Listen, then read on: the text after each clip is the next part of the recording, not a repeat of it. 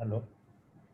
हाँ बेटा पुलकित, हाँ, अभी एक मीटिंग में हूँ मैं, कुछ करूँगा। ठीक है, आ जाना आप 11:30 पे। कह रहा हूँ मैक्सवेल ऑपरेटर्स के सामने कुछ रखा हुआ है, इसे हटा दो, ये बॉटल और ये सब है।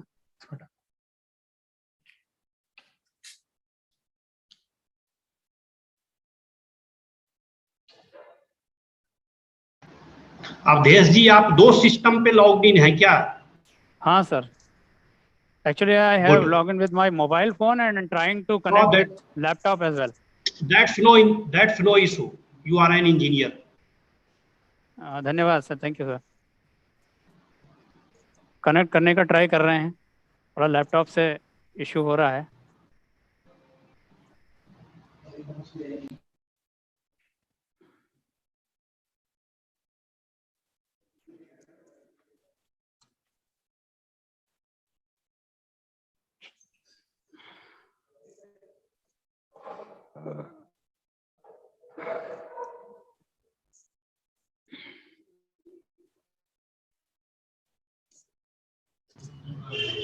Victor Gardens, good morning from India.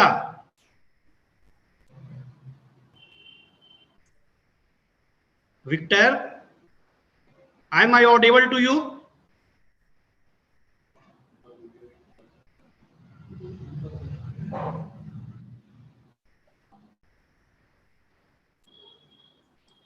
I think there are chances that he is not able to unmute his mic, Nakul sir,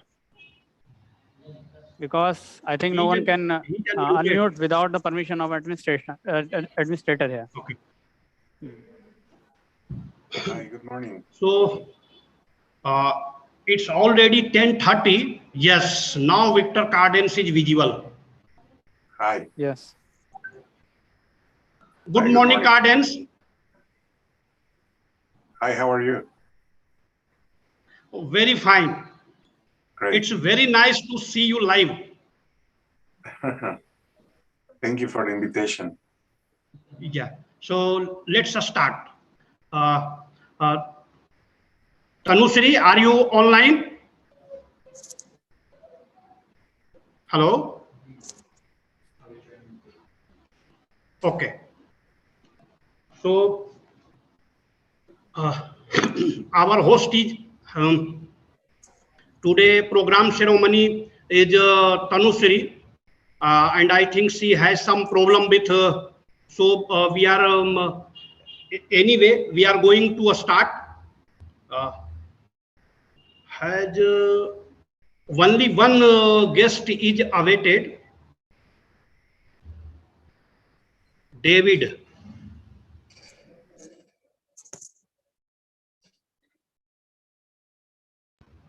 David, are you online? Yeah, now we can see, sir. Thank you. So please make David also co-host. How are you, David? Very good. Thank you. So all panelists and chief guest has arrived. So let's start the program. 1 second.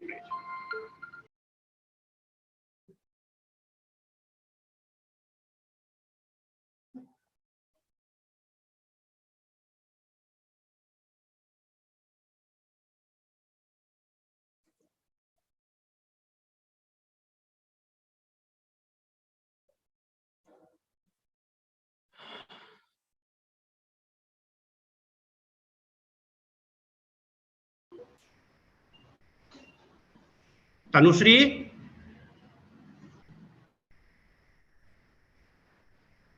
please see if she is unmuted.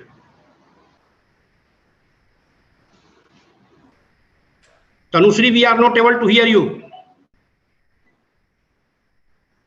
Sir please check करें वो unmute कर पा रही हैं अपने आप को या नहीं। She is already unmuted. It's visible on the screen.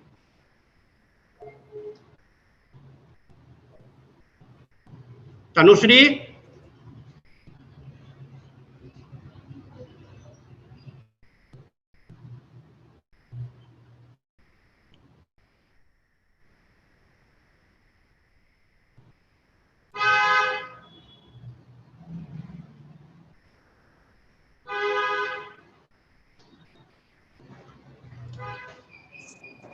अकुल साहब जी एक बार फोन कर दीजिएगा मैम को कि शायद उनका जो खुद का जो सिस्टम है शायद वो म्यूट रह गया हो।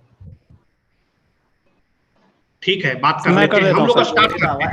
हम लोग स्टार्ट करते हैं। जी जी जी।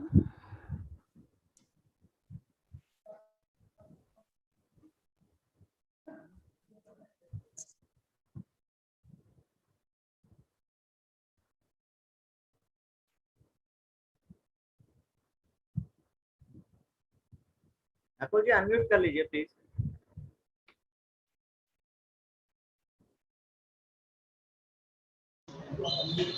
So good morning everyone.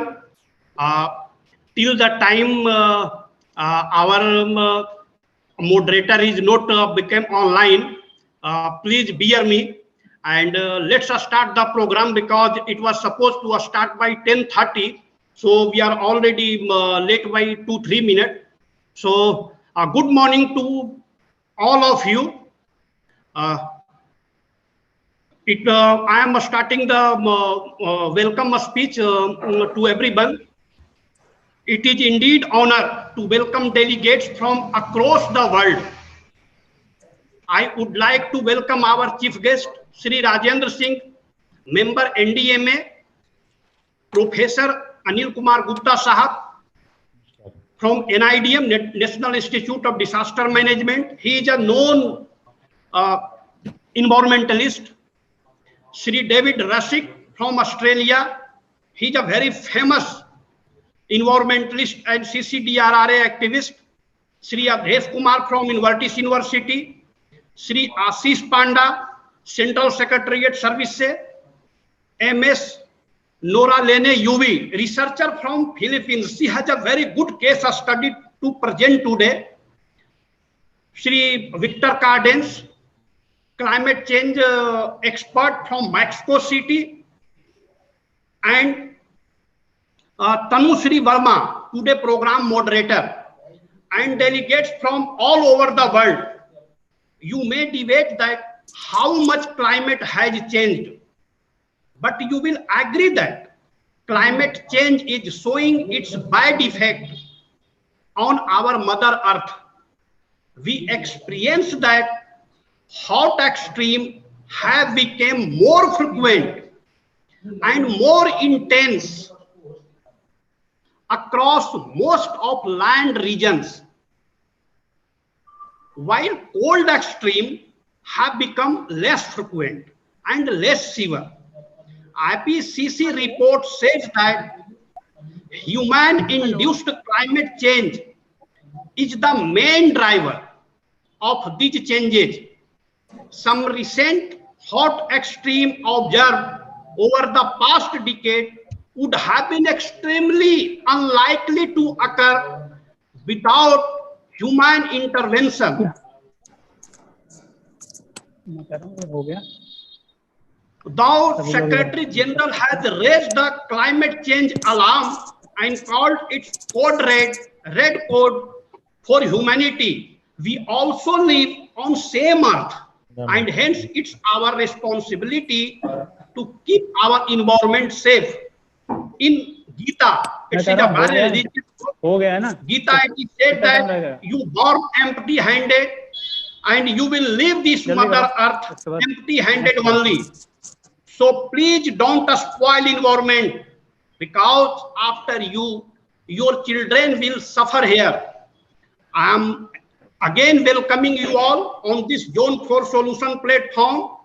I am sure we will have a very wonderful discussion today. So I am inviting our chief guest, Sri Rajendra Singh ji to start his inaugural speech. Rajendra Singh ji sahab, please. Thank you, Nakulji. Good morning, everybody.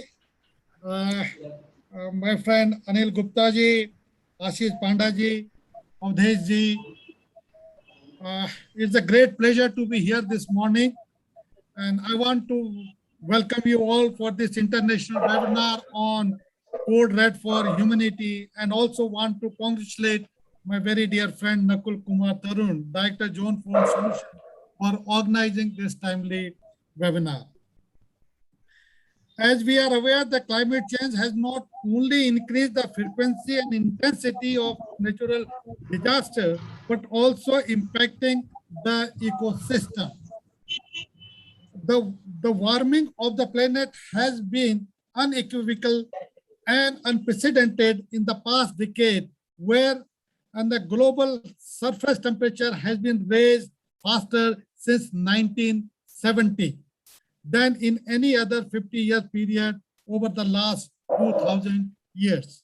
The assessment report 6 published by IPCC in 2021 puts forth with certainty that the global warming is indisputably anthropogenic.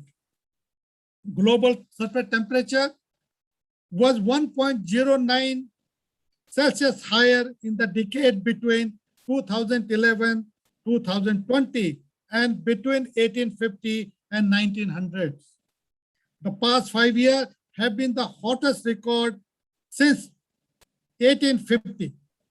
Sea level rise, glacier retreat, and decrease in Arctic sea ice have accelerated. From the emerging pattern, it is virtually certain that hot extremities, including heat wave, have become more frequent and more intense since the 1950s.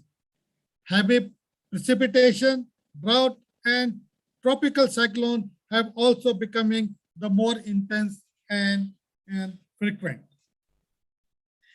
During the recent decade, many of the hazard-prone and low-lying areas are witnessing a large disproportionate concentration of people and upsurge in capital, asset, and economic activities.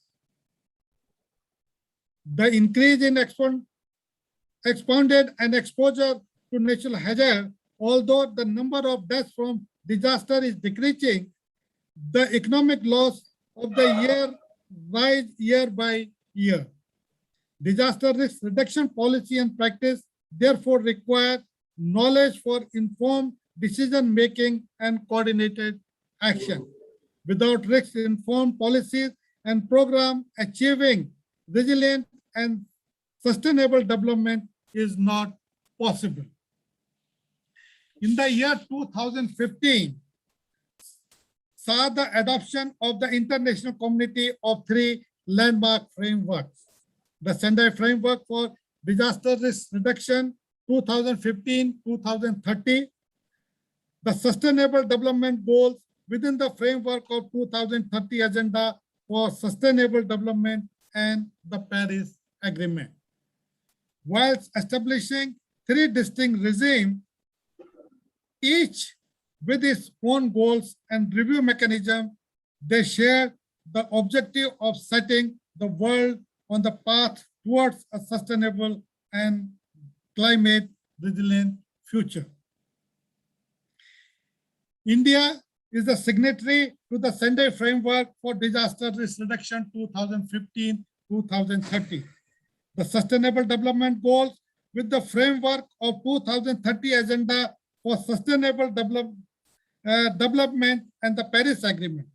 The Paris Climate Agreement aims to limit global average temperature rise to well below 2 degrees and strive for 1.5 degrees higher than the pre-industrial period to avoid dangerous climate changes.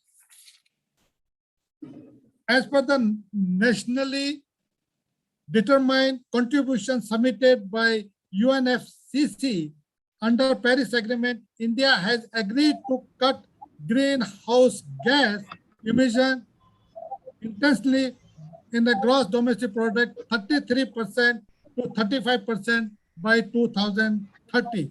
Increase non-fossil fuel power capacity to 40% from 28% in 2015 and sustainably boost forest cover to reduce carbon dioxide. India has been taking pertinent steps to keep up the commitment under Paris Agreement. One is the National Action Plan on Climate Change NAPCC adopted on June 30th, 2008 is ongoing, which incorporate India's vision, ecologic, sustainable development, and interrelated linkages for sectors such as energy, industry, agriculture, water, forest, urban space, and the fragile mountain environment. There are 8 national missions spelled out in the NAPCC, both for mitigation and adoption on climate change.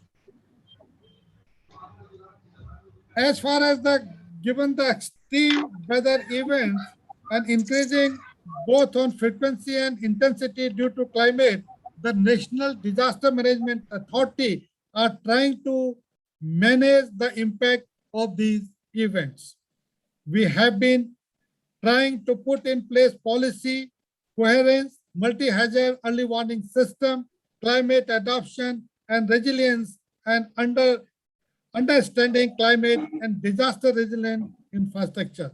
Some of the key areas undertaken by the NDMA for commonly with the climate change include integrating climate change into policy, guideline, and framework. National Disaster Management Authority published the revised National Disaster Management Plan in 2019, considering the significance of climate change impact on frequency and intensity of disaster. Climate change risk management has been included as the new and the 6th thematic area for disaster risk management and responsive framework, in addition to the existing 5 thematic area. Second is investing in early warning system. Under National Disaster Management Authority, a common alert protocol, CAP, is being implemented. Under CAP, a standard message format which contains all the relevant details like type of hazard, intensity, duration, area of impact, and actions to be taken are clearly defined. Third, Coalition for Disaster Resilient Infrastructure, so-called CDRI. CDRI promotes rapid development of resilient infrastructure to respond to the Sustainable Development Goals imperative of expanding universal access to the basic services, enabling prosperity and decent work. The following are the CDRI strategy priorities: technical support and capacity building, research and knowledge management, and advocacy and partnership. And fourth is we are talking about National Cyclone Risk Mitigation Project. NCRMP has been launched to undertake suitable structural and non-structural measures to mitigate the effect of cyclone in coastal area. Government of India has been proactive and has given much importance to multi-purpose cyclone shelter. MPCS has been planned building construction of 797 this shelter across the coastal area. 734 MPCS have been constructed, while 63 MPCS are still under construction under the National Cyclone Risk Mitigation Project. And fifth, I'll talk about Abda Mitra. Earlier, Abda Mitra was only in 30 districts. Now we have taken up 350 districts, and another year's time, we are going to have 100,000 volunteers across the India to help community to come out from this disaster problems. Whatever we are talking about, it is the action taken by the NDMA and the way forward, what Government of India and NDMA is looking. I'll simply brief you. We are way forward. We are looking for build back better. Second, nature-based solution. Third, encouraging climate justice. Fourth, maintaining sustainable lifestyle. With this, I will thank Nakulji and all the participants, and I appreciate the initiative being taken by Zone 4 Solution for organizing this timely webinar to discuss the issue and challenges related to climate change and its impact, and looking forward to a fruitful discussion. With this, I end up, and thank you very much for patience here. Thanks a lot.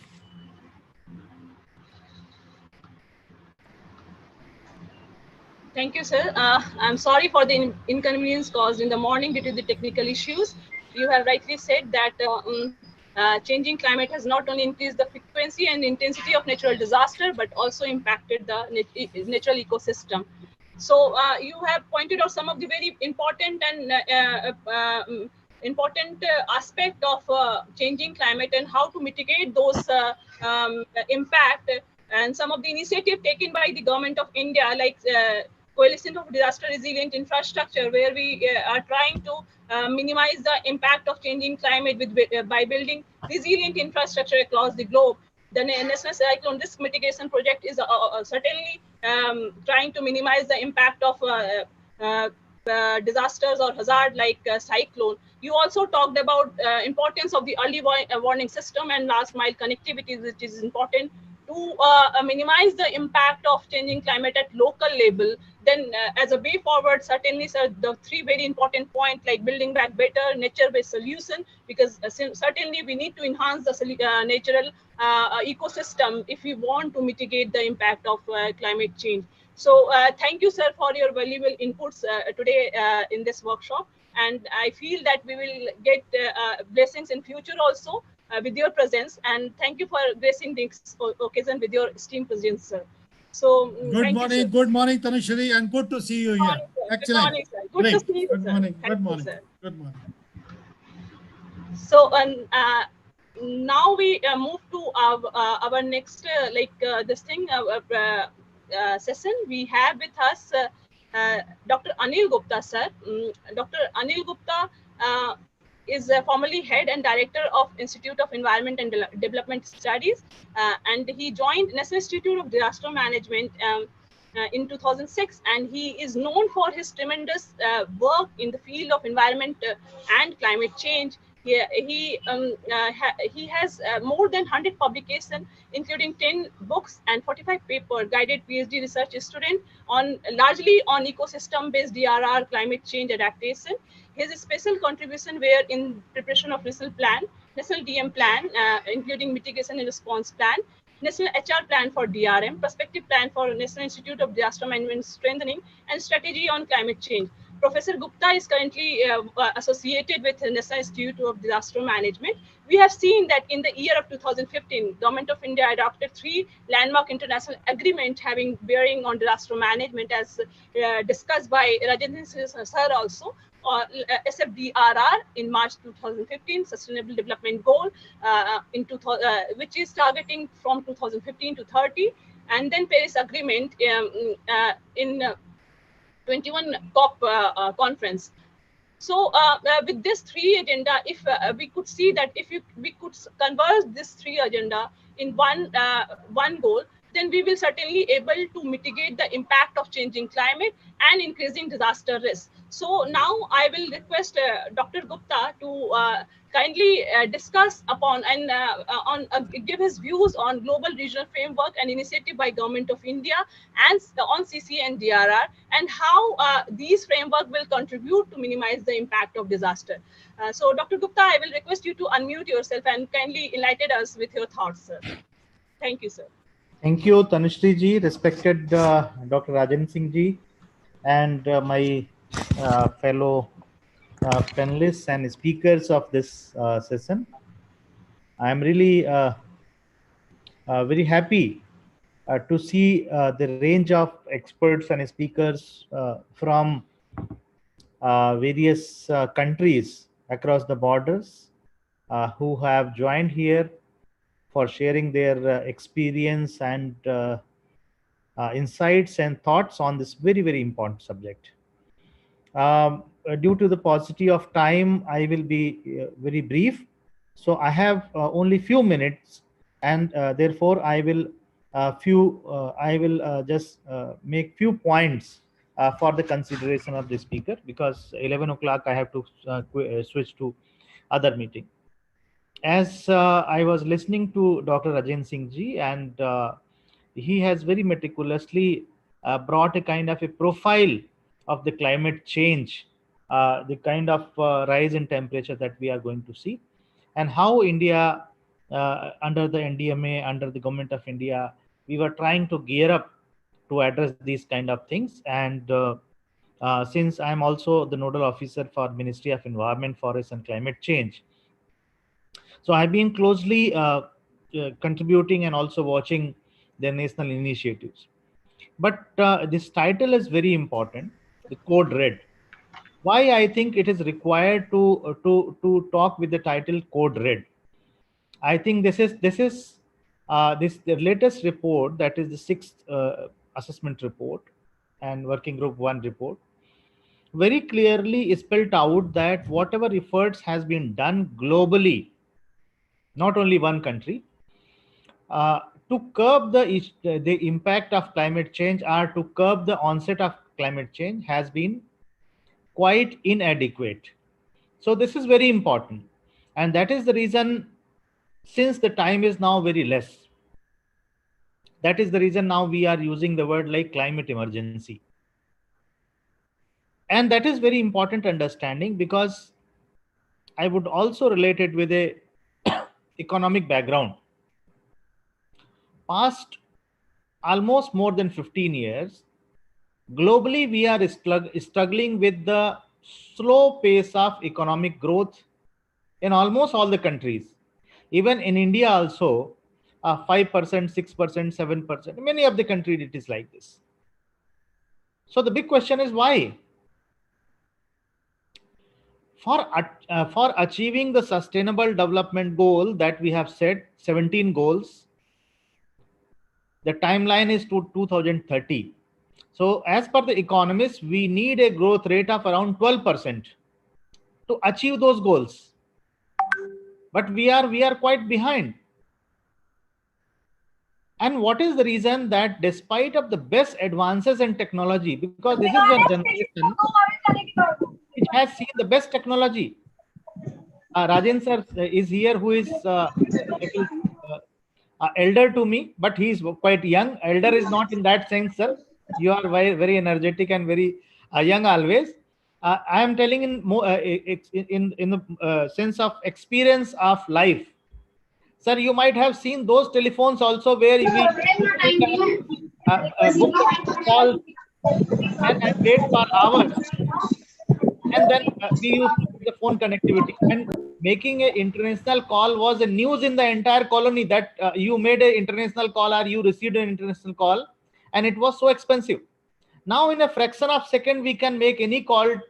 We can see our friend or relative, anybody, what he is doing, what he is eating, sitting in the US or Australia or any place. Now robotics is very common. Now we are using robots in the firefighting, as a firefighting supplements. Now nanotechnology is so common. Now telemedicine is there. So we have moved a lot in terms of technology. But despite of this, the economic growth rate is not increasing. So what is that limiting factor? In ecology, we have a concept of that we call it Liebig's law of limiting factor. So what is that Liebig's law? Basically, you have everything in surplus supply, but something in least supply may be the controlling factor. And ecosystem services have become that limiting factor of the day. And if we look back, the Millennium Ecosystem Assessment of 2005, that was conducted under the aegis of the United Nations, there in fact not only the ecologists but engineers and economists were also involved. So as a inference of that report, we find that ecological slowdown has led to economic slowdown. Because whether any kind of business, we need raw materials. Even for industries, we need water for cooling. We need cities. So within cities, we need air for breathing. In cities, we need wetlands for protecting our cities from floods. But everywhere, whether it is mountains, whether it is coastal areas, the ecosystem services have declined, and that is kind of a permanent impediment to the economic progress. So I think we need to understand that how this ecological economics is going to be the central thought process in dealing with this climate change code red situation. And therefore, I would say that the answer to this climate change code red emergency is the green growth opportunity. So answer to red is green. But how do we say green? It's not just changing the color will solve all the problems. This green is not that easy. It requires understanding and evolving to a new arena of the green economics or green GDP kind of things. And I recall 2007 when the fourth assessment report had come, and first time it brought a noise that how climate change is going to aggravate the extreme events. And many of you would recall that IPCC and Mr. Al Gore, the then vice president, they got the Nobel Prize also for that, their initiatives. But I also recall a parallel initiative or parallel campaign by some of the people, primarily some of the geologists, that climate change is not real, and some other people. So I do not know, but yes, they were saying that they say often this glacial cooling and glacial heating is a geological phenomenon. But the kind of time scale for the natural glacial cooling and glacial heating, the global cooling and global heating, and if we compare the current climate change, there is a distinction. Distinction is of almost more than 3,000 years. The climate change impact, which could have occurred naturally, is occurring 3,000 years earlier. And that is because of the contribution of the global anthropogenic emissions. So, and on the other hand, what we said that time, that even if it is natural, even if it is because of the geological reasons, even if it is not because of the anthropogenic reasons, no one would disagree that the rainfall pattern is changing. No one would disagree that the wind pattern is changing. No one would disagree that the glaciers are melting. No one would disagree that the sea level is rising and disasters are increasing day by day in their intensity and frequency. So then on that point, they also agreed. So that now there is no confusion or no two thoughts about climate change. So this is the development over, I would say, that 13, 14, 15 years. But when we are talking about managing the impact of climate change, so again, there are so many climatic dimensions, but equally important are the non-climatic actors, because we have to start thinking of changing human behavior, changing consumerism patterns, changing consumption patterns, changing patterns to a sense that nothing is a waste. That is the concept of green economy or the circular economy kind of thing, that nothing is a waste. A zero discharge system, that cities should not discharge a single drop of water as a wastewater or sewage. So I think these are new thoughts, and we have to start looking at the entire gamut of development in a new form, looking to this code red level of emergency of climate change. The final point I would say, because I discuss about the kind of technological changes that we are going to see. Very shortly, we are going to see robots sitting with us, and in place of Nakul ji or in place of Madam, some robot will also be sitting with them, and it will be hosting this program, and all others may be speaking. It is very much possible. And very soon, I mark to 2025 that we are going to see the disruptive change. Disruptive change in the society also. Our relations with our neighbors, our relations with our family members, our relations with our friends, our relations with our colleagues are also going to change disruptively in next 3 years. The COVID has already shown a lot of changes. Now on the road in Delhi also, we frequently see the electric vehicles flying on the roads. We never thought that this kind of change we will see so fast. And I think by 2025, there will be a major shift in the type of vehicles that we see on the road. And that is the need of the time also. So with that, how we are going to change our governance system? How are we going to change our urban local bodies, planning and management? I think that is very important. Yesterday, I was discussing with some colleagues that how the Gram Panchayat development plans, GPDPs, need to be revisited to make climate resilient, because India still lives in villages. India, at least in economic terms, lot of interventions are there in rural areas. I think that is very important. And at the end, the COVID has shown that the time is again of biology, time is again of health, and it has shown that health is the real wealth. So in the climate change arena also, how we are going to see an integrated approach for managing the risk for food, risk for water, risk for energy, and risk of the air. Air pollution has never been a disaster, but now air pollution is appearing as a disaster, causing health emergencies. And temperature, heat wave has shown that it can be a disaster. It has been a disaster in the previous years also. So these are the new lessons. I would not be speaking for quite a long time because I'm getting the calls to shift to another meeting. So I will take your excuse, and my best wishes for this program. I'm really very happy to see the kind of speakers. And if time permits, I will rejoin again and will take the benefit of the discussion here. Thank you, and best wishes Nakulji, Avdeshji, Ashish Pandaji, once again, and thanks to Rajendra Singh ji and all the speakers who have joined from across the border. Thank you, and best wishes. Thank you, sir. Thank you, Dr. Gupta. It was really an informative, talk by you, sir. Actually, I can understand that you have a busy slot, but we are very grateful that you took our time and graced this occasion with your presence, sir. You rightly talked about the recent UN climate report, which indicate human activities and impacting how these activities are impacting climate in unprecedented way, which is irreversible. You mentioned about IPCC report 6, which draw attention to the fact that impact of changing climate will fall disproportionately upon the developing countries, especially the poor people.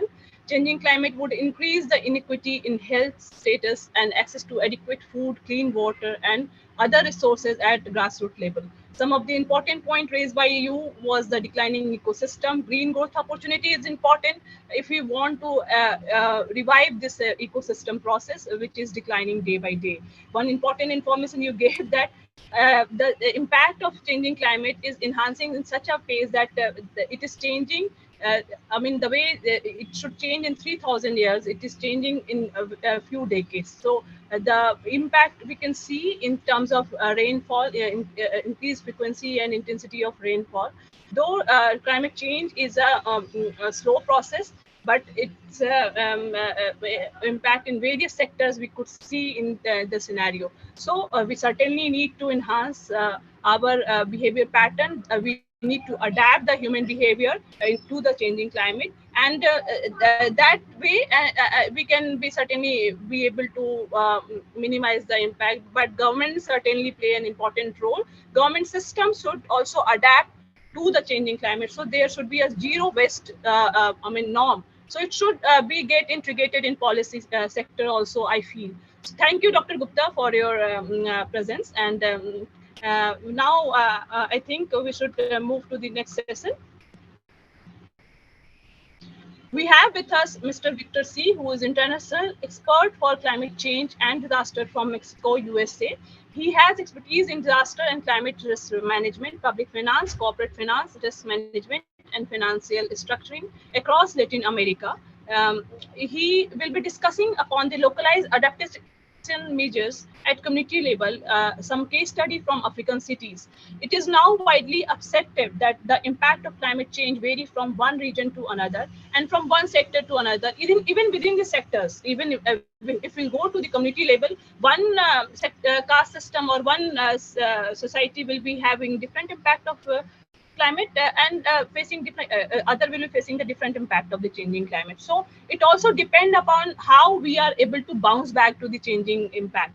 So it is also depending upon our resources, our services, our adaptation tools. So understanding the specific vulnerability and risk is essential for planning and implementing sector specific adaptation actions. Climate change is a key driver to climate related risk, but it is not the only one. The regional impact of climate change also depend on development of environmental, socioeconomic, political, and technological condition of that particular region. So there are many factors which play when we talk about climate. It's a very large and term which we are talking about, but certainly its impacts are largely local. When we see the agriculture pattern, loss of livelihood at local level, so certainly these are the impact at very grassroots level. So I now invite Mr. Victor C. To kindly unmute himself and go ahead with his talk. Thank you, sir.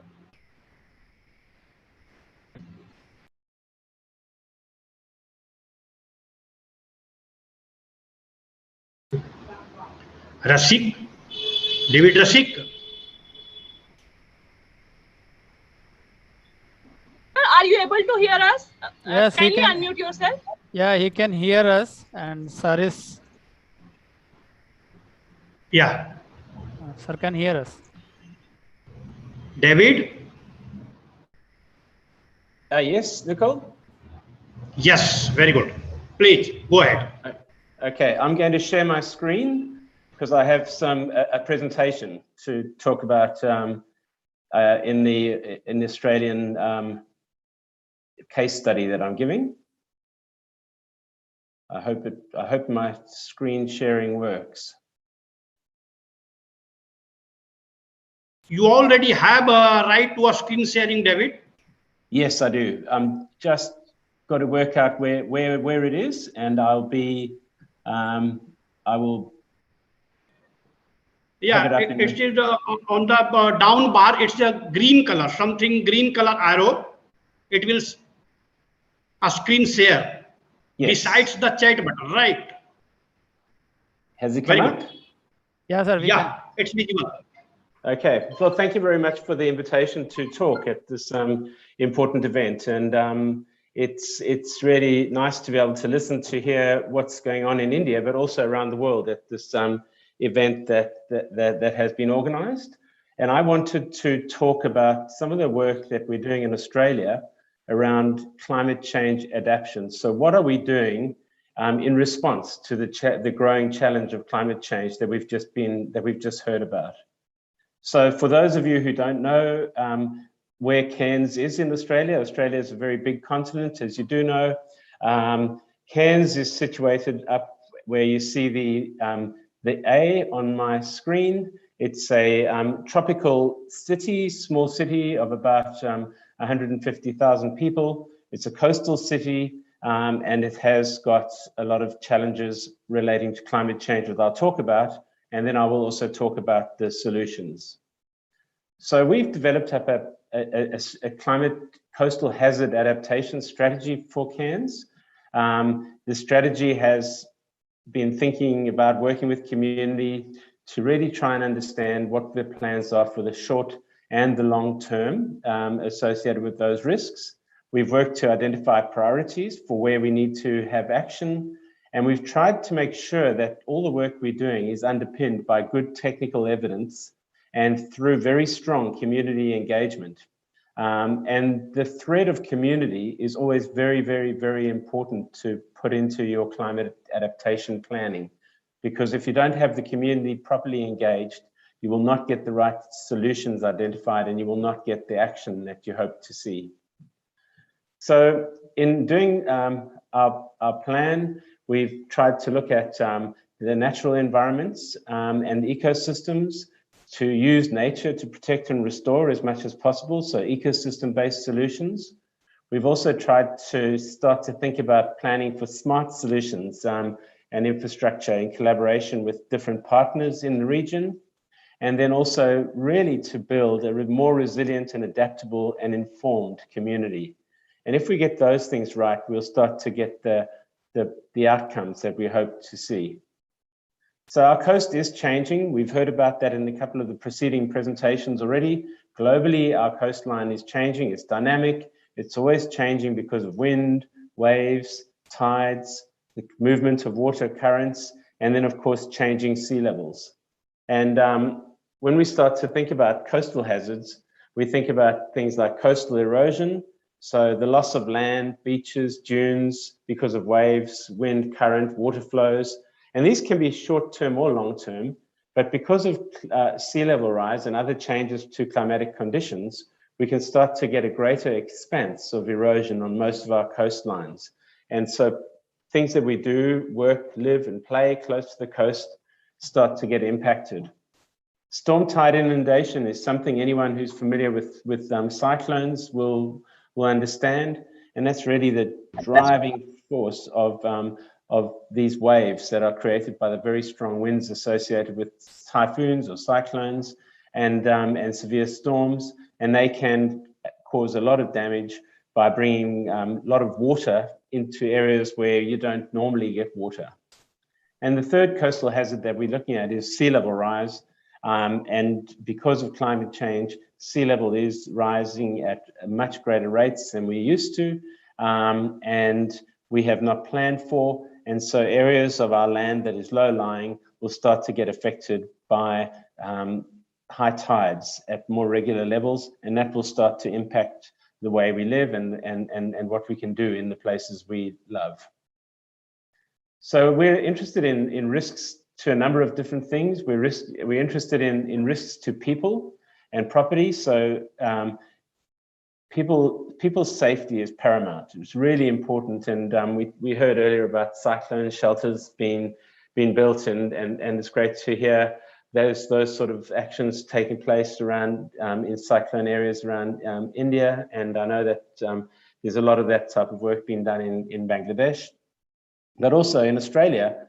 Most of the population live close to the coast and have property there. And so the loss of property is very important to people. There's obviously risk to infrastructure, roads, pipelines, electricity, telephone networks that are close to the coast, and those are important for our communities to function. And then there's also risks to things such as the natural environment, which we all know and love, risks to what we can do near the coast in our recreation areas, and risks to our cultural assets. So things that have been important to communities for thousands and thousands of years are now at risk because of the rising sea levels and the conditions we face. So we're really interested in the built environment, in our community and cultural assets, natural ecosystems. We're thinking about existing properties and land uses, but also future planned uses. We're thinking about those places of importance and connection to our community, so things that help our community coalesce and live and play together, and of course our natural wildlife.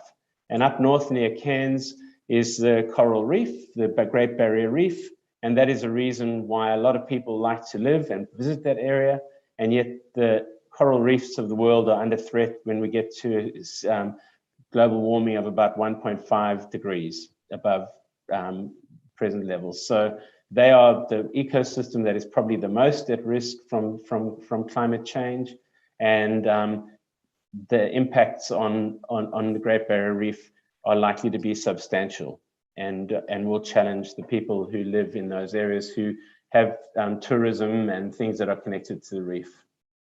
So to underpin the work, we did a lot of work in this 126 kilometers of coastline in Cairns, and you can see different areas that are circled there, and those are where we're specifically coming up with impacts and trying to come up with management plans options.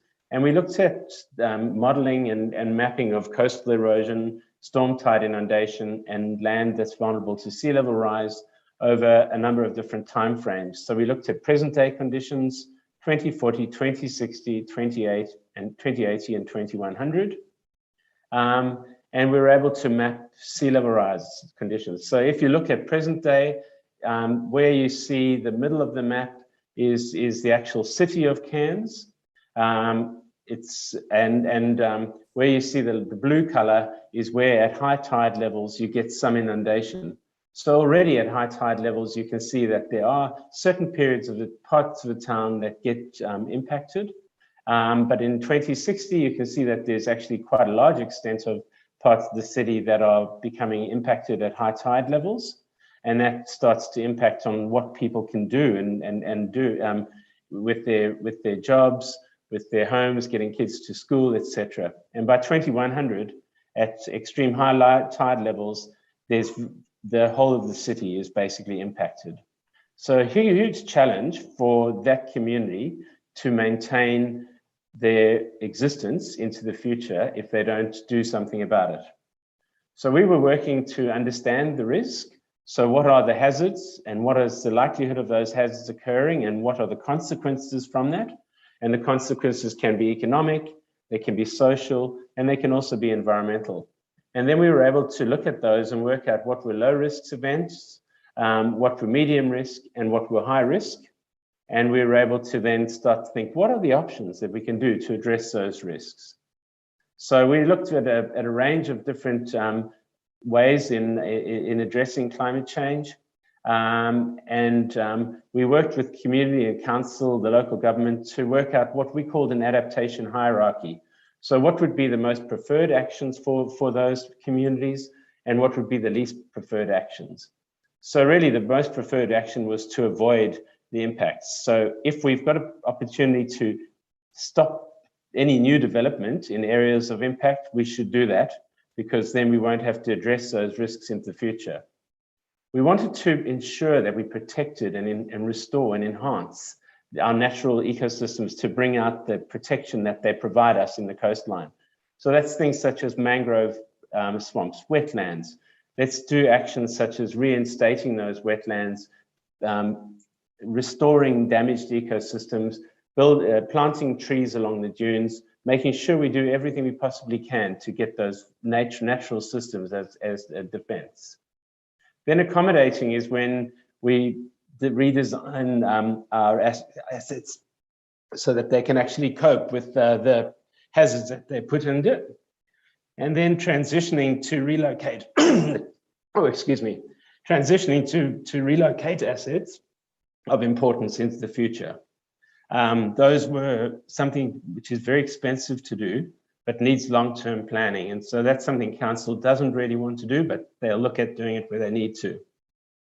What they didn't want to do was defend in most places because that can be expensive and it means that places where you don't get the benefits. Once you start building seawalls everywhere, you can start to lose beaches and you start to get different people that are getting benefits as opposed to the whole community. So defending was okay in certain areas where you had major development, but in other areas not.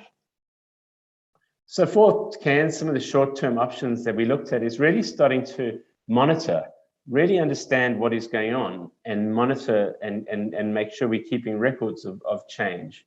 I talked about doing foreshore management and dune management and increasing our wetland and riparian vegetation and native vegetation management. We always need to be looking at the way we respond to emergencies. They can happen at any time, but and will increasingly get worse under the climate change projections. But we also need to make sure that there are always evacuation routes and places people can go in terms of emergency, and that we ensure that the roads don't get inundated that are important. We need to avoid placing any new or replaced assets into high-risk areas, and we need to make sure we've got planning responses and controls. In the medium term, we can start to do more restoration. We can raise important roads. We can raise services such as electrics and telephones, etc., so that they can get flooded, areas can get flooded. We need to ensure that we look at where contaminated sites are and address some of those challenges. And we can also redesign our cities to be more sensitive to water. water is going to be a challenge. And so our cities should be able to cope with more water coming in and allowing that water to go out. And of course, where there's boat ramps and facilities, they need to be addressed. So at the moment, the picture at the right there shows what happens at high tide, very high tides in the city, and basically roads are blocked off and people don't travel there. But those don't last for a long time. In future, they will last for a much longer time and will happen more regularly. And so we need to have ways in which we address those issues. In the long term, we've got planned transition where we can build things such as seawalls and floodgates if we absolutely have to. You can also investigate floating structures and things such as that. And you can convert certain areas where they're developed now into open spaces where they can actually be impacted by the changing conditions. So in developing up the strategy, people needed to get the mapping to show what their city will look like in the future, and we provided that. We identified the different assets for the community that are at risk by 2100, things such as important places such as the airport, the ports and marinas, the hospital. Some of those are at great risk into the future, and some of the emergency services, schools.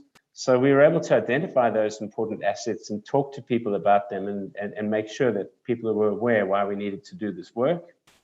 And we were able to then also understand what people valued about those particular things. So we looked at what were those sites that people valued? What were the things that people wanted to have in their city into the future? And what were their priorities about things that needed to be adaptive, such as creek mouths, vegetation, coastal engineering, flood resilient infrastructure, protection of the port, etc. And then we used these to develop what we call an adaptation pathway for each of these different locations around Cairns. And I apologize that you can't read the detail there, but it's not important. The thing is that we had, for each different area, we had a number of different options, management options, and we had different times when those management options need to be implemented. So whether they should be done in the short term, whether they should be done in the longer term, and whether they need to be done in the future. And by understanding the thresholds at which these actions might be required, we can then monitor the sea level. And when the sea level gets to the particular height, that's when we implement the action. Rather than saying we'll do it in a certain time period, we do it with whatever is happening on the ground. Because the modeling of sea level is great, but it's also very uncertain about when those actual impacts will happen. And if we follow those impacts and act at those particular times, we'll get the best outcomes we can hope to achieve. So I'll leave it there, and thank you very much for the opportunity to tell you about some of the work that we're doing around Australia, just around some of the climate hazards, and absolutely enforce that, yes, climate change is a massive issue. It's affecting all of us, and we need to work together to address it. So thank you very much. Thank you, Mr. David. It was very enriching and knowledgeable presentation by you. We are able, through this platform, I feel that this is the fourth international webinar we are organizing. And through this platform, I feel that we are able to learn the changes which are happening in various sectors of disaster management across the globe. So I feel that this new normal, which has been initiated after COVID-19, has also provided us with the opportunity to connect people globally through this online webinars and all, and learn from each other experiences. You have lightly talked about the various risk, hazard mapping and all. And certainly the hierarchy of adaptation which you have presented today, how to avoid, protect, restore, enhance, accommodate, transition, and then defeat the changing impact of climate, it will certainly help people who are present here to take lessons from and adapt in their personal life. Thank you, Mr. David, for this presentation. It is now, I feel that widely accepted that disasters are unavoidable interruption and result of the managed risk to the development. So we can certainly manage the enhancing hazard, and we can minimize its impact if we can take appropriate measures. So projected change, if we feel that in the climate, which include increase in temperature on land and sea level rise, melting of glacier and ice cap, irregular rainfall pattern, increasing the intensity and frequency of extreme climatic event, thereby making people more and more vulnerable to hydrometeorological disaster. But we could see after hearing the various eminent panelists present in our webinar today that all this risk can be managed if proper adaptation measures can take in at human behavior level, governance level, and largely at regional and global level. However, disaster risk and impact of changing climate can significantly minimize through addressing vulnerability and decreasing exposure to hazard by adaptation and building resilience capacities of communities and society within wider effort to address poverty and inequality, leading to sustainable development of the society. So we have been discussing since morning that climate change have its local impact on various sectors. So we have with us Mr. Ashish Kumar Panda, who has experience as consultant and faculty working with the National Institute of Disaster Management, Government of India, Ministry of Home Affairs. He is Central Secretariat Officer with Government of India. He has experience in DRR and will be talking about localized impact of changing climate on sectors like agriculture and livelihood in India. So I request you, Mr. Panda, to kindly unmute yourself and go ahead with your presentation, please. Yeah, thank you. Thank you, Tanushree ma'am. Kindly allow me to give my presentation here. Upload, please. You already have, right? Yes, sir. Thank you, sir.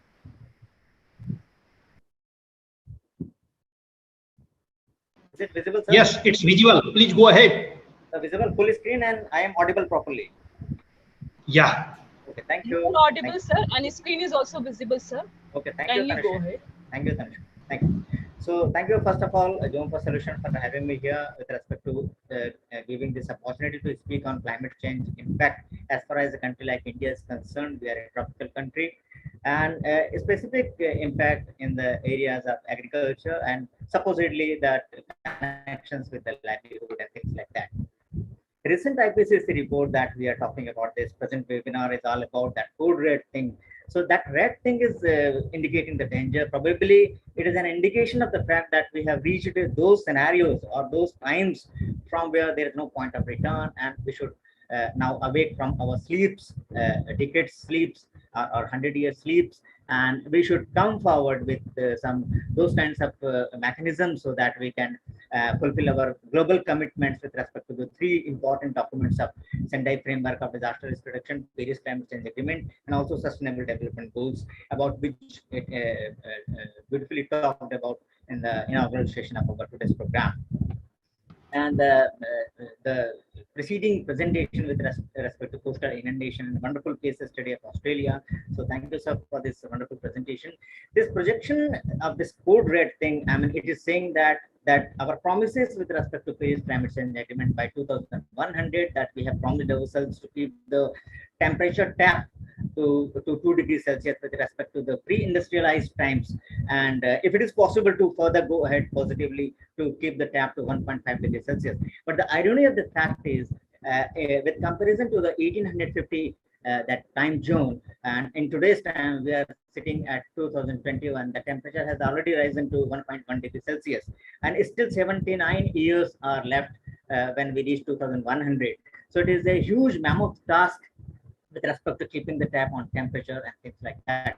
The present rate of this development and growth that we are observing, another IPCC report says that predicts that probably the temperature is going to cross the 3 degrees Celsius that norms, and it is going to have a huge impact on the sustainable development of the humanity, so to say. We are into the 6th mass extinction, and that speed of that mass extinction is increasing like anything through thanks to our this anthropogenic activities, human activities, and we should be waking ourselves up and put all the forces and resources put together so that we can fulfill our promises with respect to global commitments and things like that. Few of the points everybody is aware with respect to the temperature thing, the incessant rainfall and the cloud burst and things like that that we are observing. Probably Uttarakhand in India is the only place globally where in less than a decade times, in 8 years time, we have observed two important glacial lake outburst events. First in 2013 of this Kedarnath tragedy, and then 2021 February in Chamoi area. So that these kind of incidents, especially in the 21st century, that is seeing more occurrences in terms of intensity, in terms of magnitude, and also thanks to essential innovations, the mortality rates that has gone down, but economic impact of disasters, specifically this climatic crisis disasters, and also the number, that intensity and magnitude of this disaster, that is increasing like anything. So that is also another reason why this code red concept has come up in the times of this UN decade of ecological restoration from 2021 to 2030. So this is very important aspect, and accordingly we have to give due indulgence and due diligence and due importance to this important factor that is closely associated with our existence in times to come.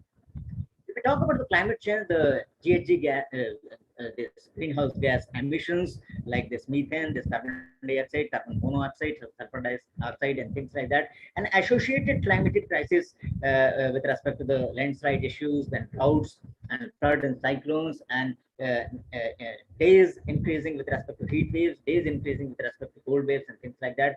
Coastal inundation, wonderfully talked about by David Sir with respect to Australian case study. So incidentally, what happens, put together all this climate change induced scenarios, as far as a country like India is concerned, we are observing loss of crop yields and horticulture based products, and also reduced livestock productivity. In a country like India, most of the population is hugely dependent with respect to, other than agriculture, to the livestock with respect to their livelihood and things like that. So associated all this fulcrum of all this associated impacts of climatic crisis, it puts a negative impact on our food security, and also the kind of displacement of population that we are observing this pandemic times, that we have observed migrant workers leaving from one place to other places.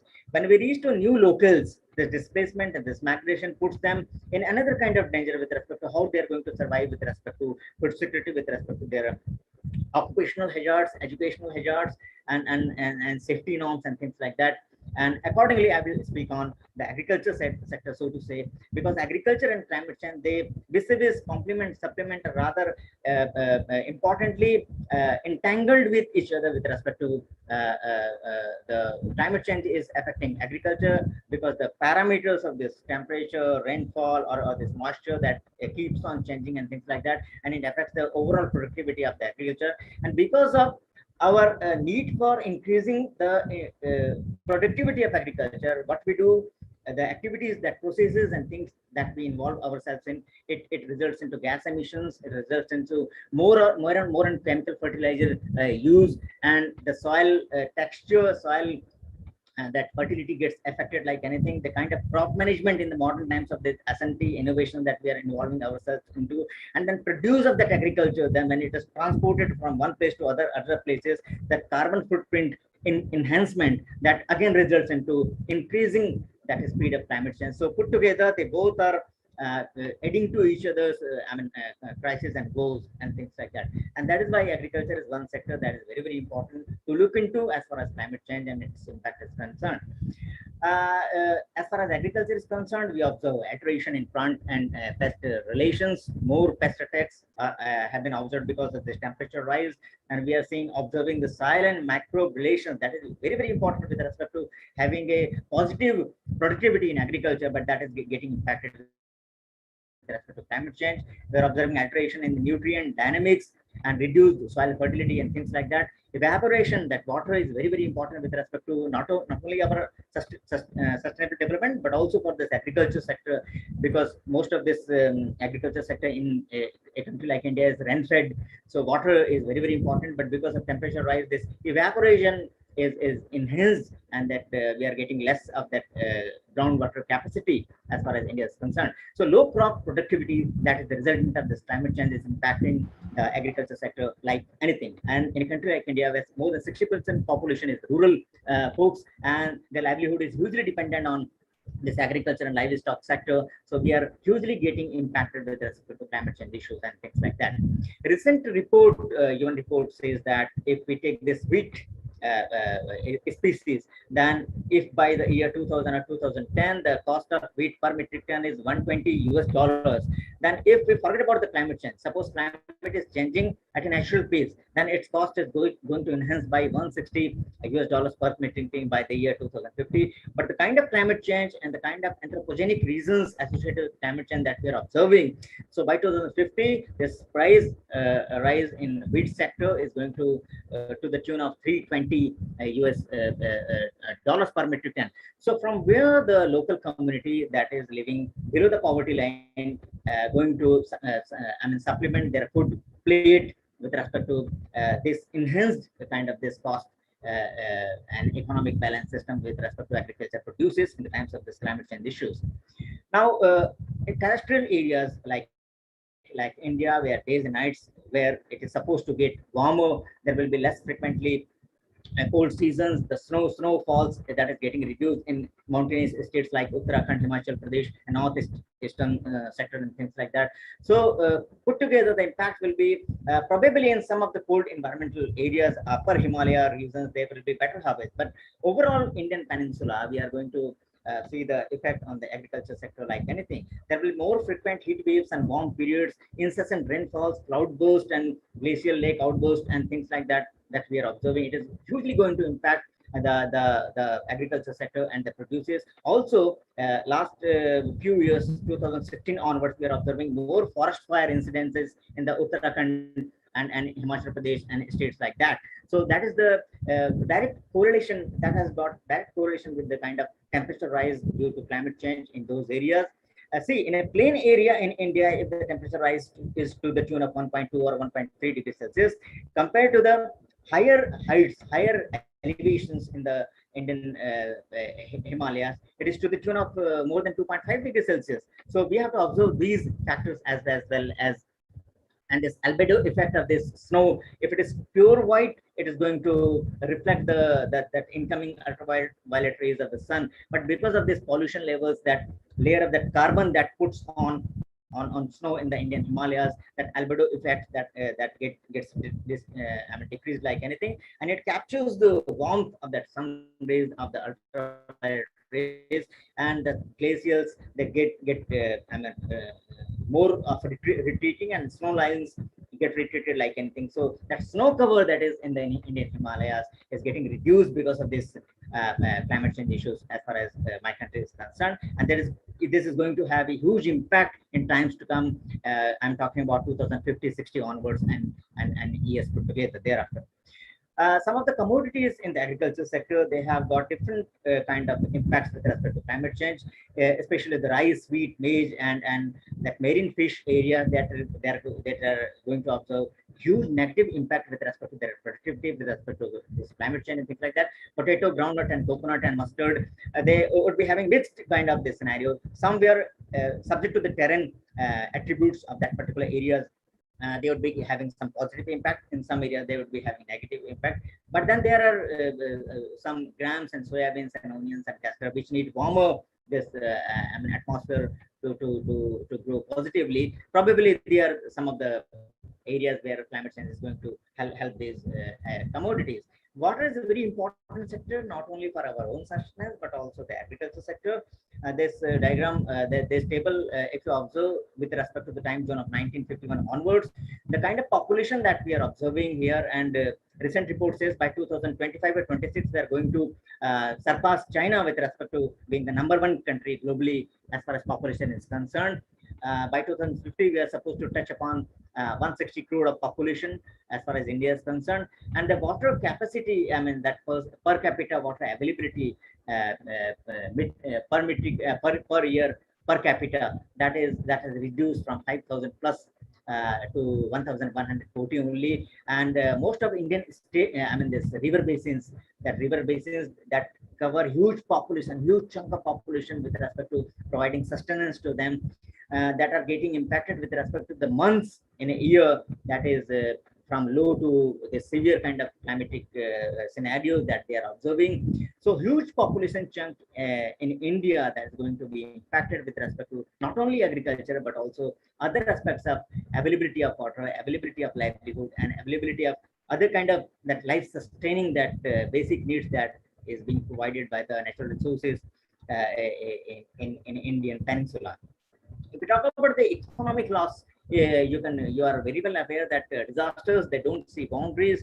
We are observing global disasters. This is multi-hazard times. We are living in a pandemic, but other disasters are also coming at one particular place of time and one particular geographical location. And as I mentioned earlier in my earlier slides, because of S&T innovations, probably the mortality rate that has reduced, but this impact of disasters economically that has increased like anything. And according to one UN report that the disaster hit countries in the year, the time zone of 1998 to 2017, they have amassed 2,908 billion US dollars of this economic losses with respect to the disasters. Of this total losses, more than 70% were due to climate related disasters and things like that. Specifically agriculture sector, if I talk about, and as far as India is concerned, then our own economic survey 2018 suggests that we are getting huge annual loss to the tune of 8 to 10 billion US dollars with respect to agriculture sector due to this climate change and things like that. So this is a worrisome area, and we should be putting our assets and our all the efforts of all the stakeholders which are involved in lessening the impact of climate change, specifically in the agriculture sector. And the government of India has also come up with new initiatives with respect to climate change adaptation and disaster risk reduction with respect to agriculture sector. Some of the major schemes our National Mission on Sustainable Agriculture, we have in our country, National Adaptation Fund for Climate Change, Pradhan Mantri Krishi Sinchai Yojana, Pradhan Mantri Fasal Bima Yojana, and things like that.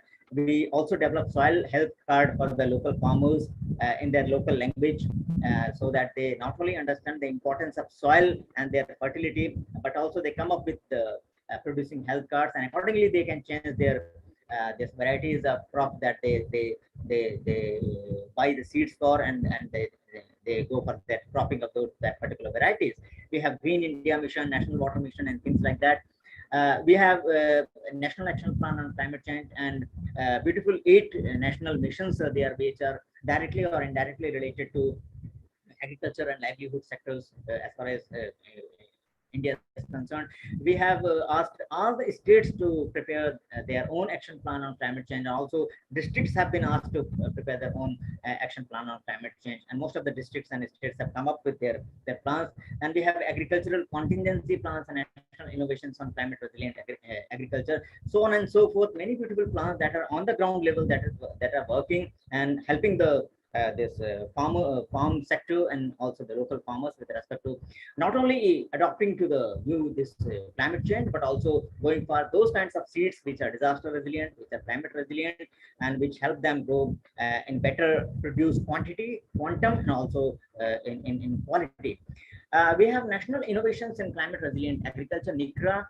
This project has warned that specifically the rice, wheat, and maize sector, we are going to have huge impact with respect to the productivity due to climate change, and new varieties, new cultivars which are tolerant to stresses of climate change are being developed by NICRA, and also technology demonstrations to the local farmer by going to the local community level and to enhance their adaptive capacity. And nearly 151 climatically vulnerable districts have been chosen with respect to going for technology demonstrations at the local level.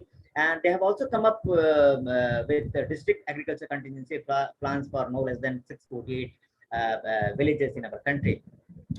In the contingency plan, what we do, we go for large scale awareness generation to the local community. We go for preparedness workshops. We go for interface meetings, village institutions, and field visits, and things like that. The scientists, they go to the local, they talk to the local villagers in their local language and try to provide them new technology informations, and also the information with respect to seeds and fertilizers and things like that. And also the information with respect to weather and what kind of this produces they can expect in the times of this climate change. And also seed banks, and also farm machinery. Probably they are not in a position because they are in below poverty line. They can't buy new farm machineries. So there will be banks farm machinery from where they can hire these machineries, and after using these machineries, they can at very low cost, and they can return back to this farm machinery. Banks, agricultural sustenance and extension systems are being developed at the village level, and that weather gauge systems that is being developed at the village level, that is helping the local farmers with respect to changing their this cropping patterns in the times of this climate change. Then also the technology that is available, that should go from lab to land. If it is technology is available at the land lab, it should go to the land, to the local farmers, so that they can utilize these technologies with respect to S&T innovations.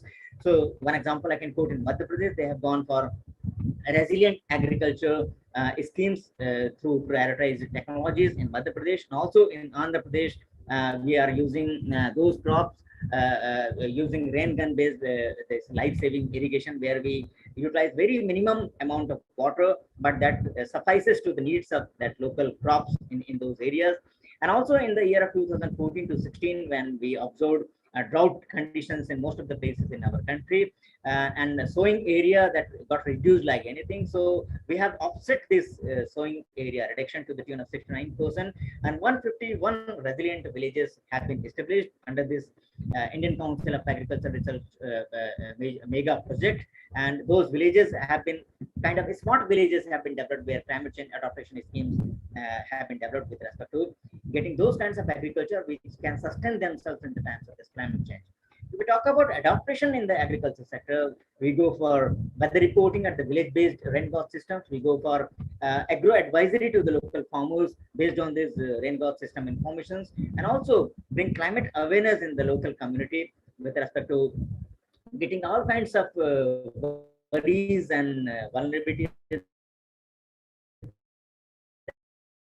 that they have to finding local solutions for low water recharge, using the local wisdom and traditional knowledge, and also giving subsidy to produce farm ponds in the local areas, and also integrated farming and irrigation. Integrated farming in our country is very, very important, because we have a small farmlands in with that is distributed among various populations of the farmers. If we can put together these small farmlands into integrated farming and use integrated irrigation methodologies, the probably the produce not probably, definitely the produce will be high, and that can be that profit can be distributed among the villages over there. Then drought and flood resilient crops are being developed in the labs, and that is being, these seeds are being distributed to the farmers over there. Crop diversification methodologies, and also intercropping different kind of crops between the crops, that techniques is being developed and promoted to the farmers. How they have to use soil health cards, how you have to use coated fertilizers, like this urea is being coated with neem, that is a antiseptic and very healthy kind of a thing with respect to various species of this plant species. And precision application biofertilizers, that is being promoted at the village level. And village organic resource inventory is being developed. Agroforestry is being promoted with respect to lessening the carbon footprint and things like that. When it comes to institutional mechanism, then seed and fodder bank, then banks with respect to agriculture extension services, banks with respect to farm machineries, and also capacity building of this local farmers at the village level, so that they can equip themselves with respect to the kind of knowledge that is required in this climate change scenario, and this changing times, the code red changing times. Then insurance policies have been developed at the local level, and though registrations at this time by the farmers is at the moderate level, but definitely awareness through awareness generation and promoting these schemes at the local level, more registrations will definitely come. This is an ample opportunity for the government, for the subnational government, and also the local government to strengthen the agricultural insurance under the Prime Minister Crop Insurance scheme, as far as my country is concerned. So lots of value addition with respect to old insurance policies and schemes of things has been inculcated, has been put together, so that like one example I can quote, premium has been reduced like anything, so that a very poor farmer can also go for insurance policies and can claim if a loss is visualized in the times of this climate change and disasters. New agro information tech has been introduced, like Nano Ganesha, that relates to irrigation computerization systems. Then Kisan Kerala, this has been developed in Kerala. This is integrated multimodal agriculture information system. E-Krishi Kendra Agriculture then Wikaspedia, like this encyclopedia or Wikipedia kind of a thing. This is multilingual, multi-sectoral online knowledge platform that is working wonders in India. This is not only for agriculture sector, but other livelihood sectors with respect to how to give empowerment to our poor people in the country. Then community information centers are there. Lifeline India is there, which talks about agriculture, horticulture, and education put together. Mobile agro advisory services are there under the Krishi Vigyan Kendras, and also the fisher community in the coastal areas. Like the example quoted by my previous speaker that has got 150 kilometers of coastal line. If we talk about India, we have got 7,500 kilometers of coastal lines, and our fisher community that they badly need these kind of app and services with respect to the kind of climate change and the sea scenarios and the coastal inundation, that technique that they can utilize in times of this cyclones and things like that. So this new information technologies is being equipped to the local community, and also we are going for research for plant genetic resources so that we can safeguard the biodiversity in the era of climate change. This is a responsibility of the present generation. We can conserve for posterity so that new generations, they can know about the species that is very much relevant with respect to their own sustenance. And also this also helps in pest-free conservation for plant genetic resources. And also we can provide to the global community by exchanging this PGR, this plant genetic resources for further research and things like that. 1985 in Delhi, we developed National Gene Bank under the National Bureau of Plant Genetic Resources, and it has got 8 regional offices in our country. So we are going great guns as far as research is also concerned. In 2019, we have clubbed together 2 important ministries of agriculture and rural development. And this clubbing, I say that this is a wonderful attempt by the government of India. So that important is, it contributes to the climate change adaptation technology at a very, very local level. The 2 ministries were working in the silos in different platforms or different verticals. Now, a villager has to rather will be getting all kinds of facilities, information, and financial support, because these 2 ministries have been converged and put together into one ministry.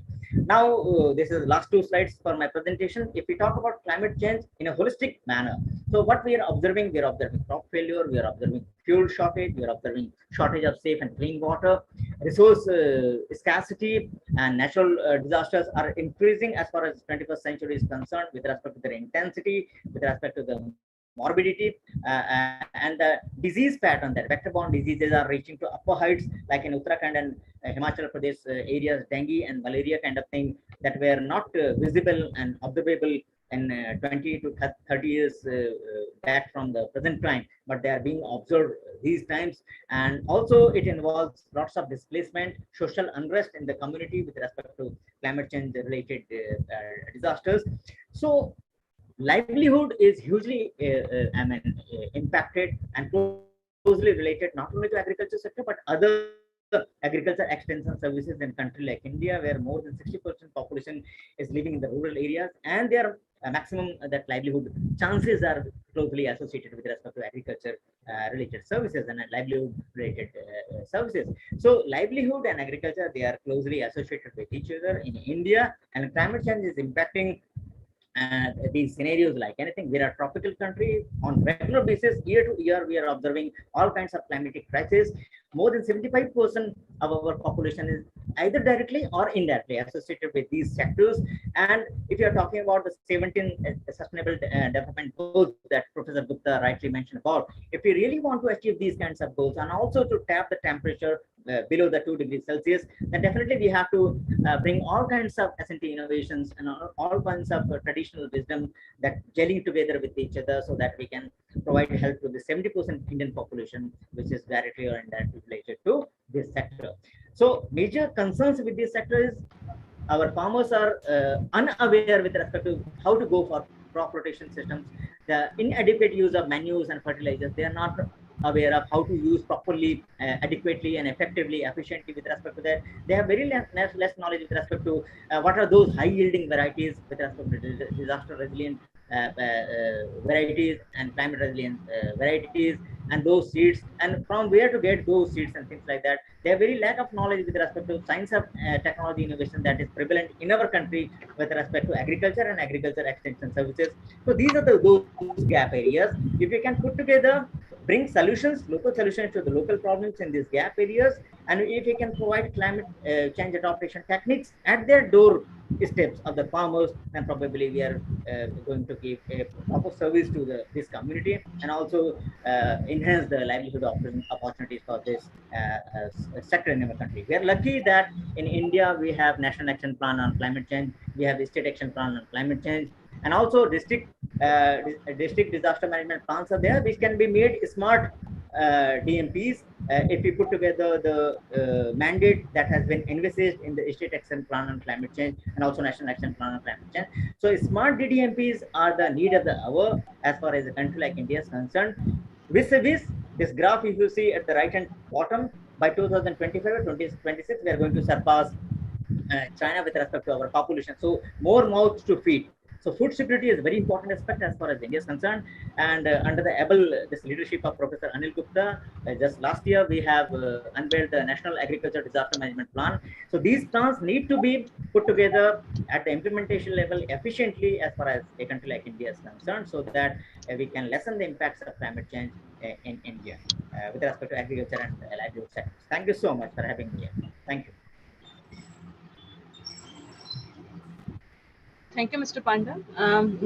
It was really very insightful when we talked about the projection of code rate. It's really very alarming. But the last line which you have said that till now the climate change adaptation process in agriculture sector in India is in positive path.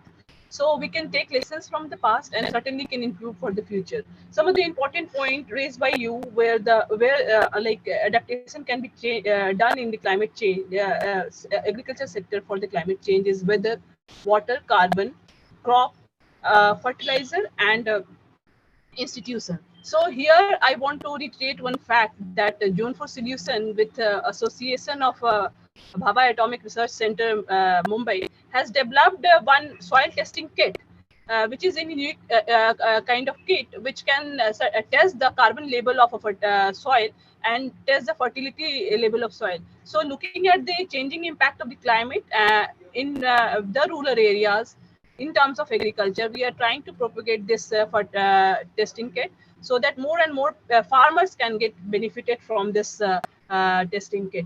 You also emphasize upon the need of adaptation for agriculture because it is certainly related to livelihood and food security. Because since the growing population of India, we have more mouth to feed in another decade. So we need to secure food for all. So with this remark, I feel that it was a very enriching, informative presentation by you. Thank you, Mr. Panda. Thank you. We now move with our next presenter, Mr. Victor Cairns, who is international expert for climate change and disaster from Mexico, USA, expertise in disaster and climate risk management, public finance, corporate finance, risk management, and financial structuring across Latin America. Mr. Cairns has worked extensively on adaptation measure at community level in African cities. And now I will request Mr. Cairns to unmute himself and discuss some of the case studies at African cities in view of changing climates, its impact on livelihood of the communities. Mr. Cairns, thank you. Victor, please. Victor Cairns, please unmute yourself. Please unmute. Okay. See, if Victor Cairns is not, make him co-host. Victor Cairns. Now you are, yeah. Okay. Can you hear me, right? Can you hear me? Yes, sir, we can hear you. Yes, sir. Yes, sir, we can hear you. Can you go ahead, please? Thank you. Thank you. Thank you very much for the invitation. So let me first, I would like to share my presentation. Just let me see how I can do that.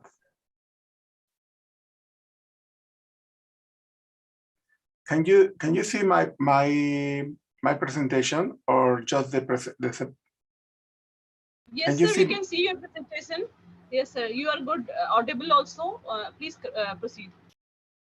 Thank you. Well, I would like to highlight some of the key, in my view, one of the key elements in adaptation for local communities. One of the key elements in my experience working in different countries and continents is the financial resiliency in public finance. It's in my view, it's a very critical and relevant point because it's how we can do something in order to improve the current conditions in many communities or even in many countries, in many regions, in order to implement strategies and implement a strategy that considered adaptation. And not only adaptation, risk management in general, you know? So,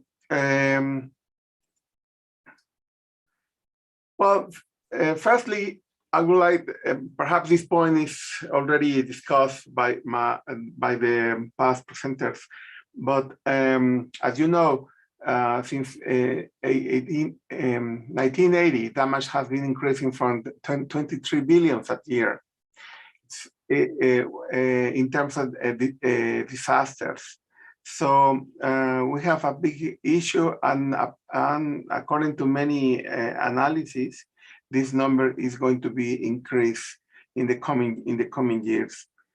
So despite the fatalities worldwide trend is decreasing, that is apparently in many parts of the world, the fatalities trend is decreasing, the physical, financial, and environmental and social impacts of disaster in the world are growing and will continue to grow unless emphatic and preemptive action is taken.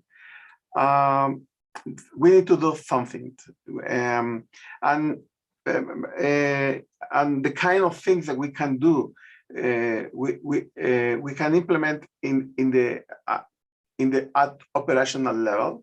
I mean, in terms of operating strategies in order to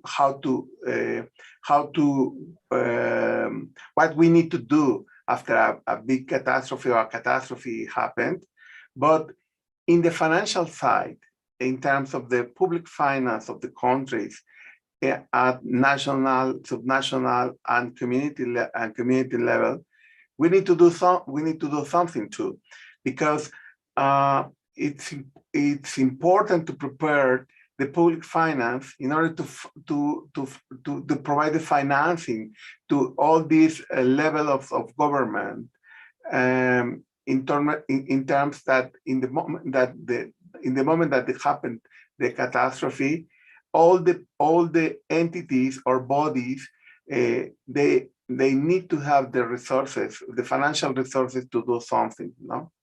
So that includes all kind of disaster, even those from climate.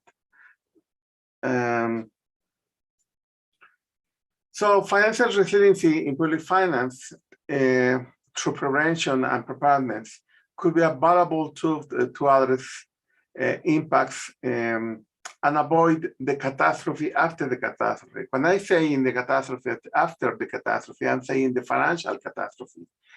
For example, in the case of Haiti, that is a very, it's one of the less developed economies in the world.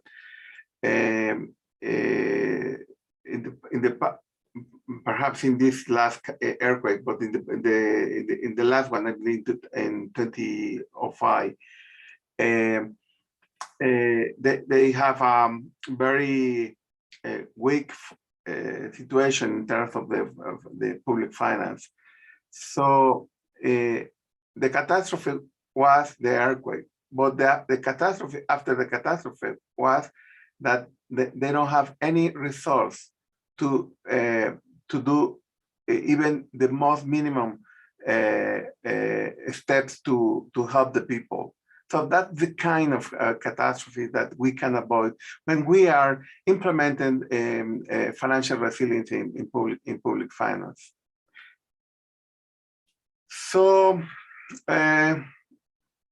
on other word, financial resiliency in the public finance is poorly understood and underused by key decision makers in developing and less developed countries, because in many countries, the government in all the levels, not only national, subnational, and local, they don't know how to do something in this regard in terms of the financial resiliency. Capacity building is a key element that is important to promote. It's important to explain how they can do something. It's not only to have. It's not enough to have how to the know-how to do something in terms of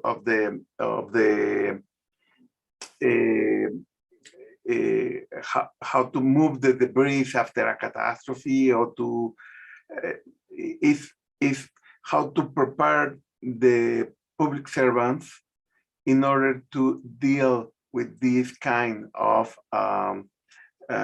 disasters. No, again, even climate, both from climate. So government is important in all the levels. It's very, very, very important. It's important because they provide the financing to emergency expenses, for example, just after the disaster, the reconstruction, even risk mitigation and adaptation. Risk mitigation and adaptation is relevant topics in terms of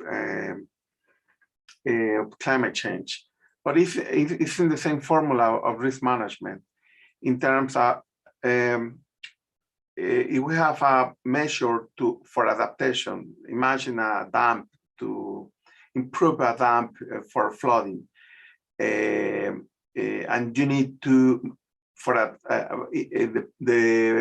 the policy that you have is to move an entire village to another part, and strengthen the dam. So that measure implies resources. So how we can provide the training necessary to the government, to the government officer, in order to assess what is the right adaptation measure, because we can build a even bigger dam, but like the one that there are many in the Netherlands, but perhaps we don't have the resources to do that. So that is the kind of questions that we need to assess in terms to create an affordable adaptation measure, and assess any kind of potential adaptation measure or mitigation or reconstruction, all them. No? So this kind of assessment is a very important, very important analysis that currently there are many people working in these topics, providing modeling in not only to model the hazards or model the climate, to model the finance, including the natural hazards and climate, and then to connecting the modeling of public finance with the modeling of the natural hazards and climate, and then to putting together in the same box, assessing at the same problem. So it's important to develop this kind of strategies with this kind of technology. That there are many countries where currently today we are providing this kind of advising in not only in Latin America, in Africa, in Asia. There are many cases in where we have this kind of advisory explaining to government officers about how we can do something in this regard. And I have an example, well, a couple of examples that I would like to share with all of you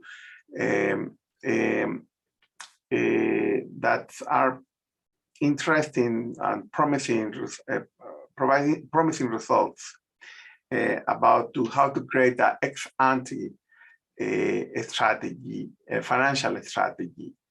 When I'm saying ex-ante financial strategy, I'm saying, given that I know that climate change is a reality and the probability to have a flooding in some specific areas is more higher, so I can do something in terms to provide to create a strategy that considered additional resources. So in the case of if happened the catastrophe, given all this knowledge, I can ask resources from my strategy, for example, through insurance, for example, through cat bonds, or creating a fund, or many other financial instruments that we can combine and provide optimal financial strategies. So the cases, many cases like in Bangladesh, Ethiopia, Kenya, Mozambique, that they already implemented this kind of strategy, particularly in flooding, in this case that I'm mentioning right now. And in all these cases, the savings that they have to implement an ex-ante strategy, given that the losses that they are, they don't have, but they're reducing the losses given the investment that they are doing before the catastrophe. They have potential benefits that could be 26 times. So it's very interesting number that I'm trying to explain here, because it's totally makes sense if you create a strategy like this, where, for example, you create funds. You know that in some particular areas of the country, they are exposed to flooding, and you know that by climate change, but the model that predicts the changes in the climate, and then the model that the impact in your model of flooding, then you have the probability to have these floodings in a particular area that cover many villages. You know that it's going to happen that with a higher probability. So you can create a fund that provide resources to those villages for adaptation or risk mitigation, for example, and funding this fund from resources from the government or from multilateral organisms or from donors or from insurance or from creating these kind of strategies that, for example, in the case of Mozambique, we were working with an international bank that we created this scheme and is working now. This is the kind of things that is possible to do certainly there are not too many countries that are involved in this kind of technology, but many other are working in this kind of strategies. So basically, this is my presentation basically are to share many thoughts and many concrete examples that I have from my experience in many parts of the world. Perhaps you have some questions, I'm very happy to answer. Thank you for the invitation again. Thank you.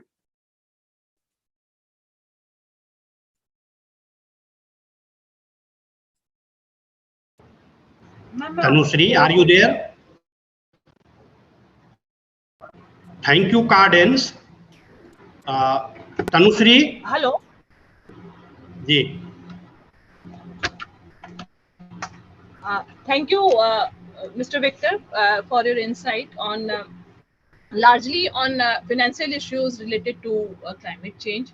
You talked about risk financing, risk mitigation, and adaptation, and how this can be ensured through the financial planning and allocation. But certainly, as talked by Mr. Panda also, that we are able to save the life with our recurring preparedness and mitigations measures, but we are not able to ensure the safety of property and the livelihood of the people.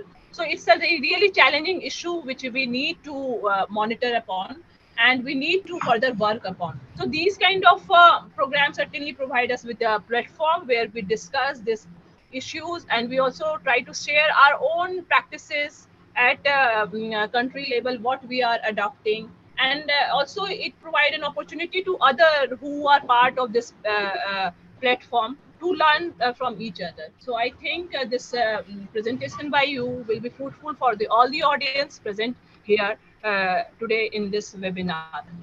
We have now reached to the end of this program. Since we are talking about sectoral impact or localized impact of changing climate, we have with us Ms. Nora Lin from Philippines.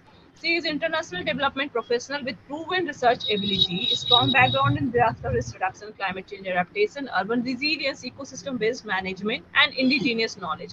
So when we talk about disaster management, as pointed out by Mr. Panda also, indigenous knowledge certainly play an important role, and we could see, and we have examples of human adaptation during the various major disaster like tsunami, where we have seen that most of the tribal population were able to save their life because of this indigenous knowledge and wisdom, which continued from one generation to other through word of mouth.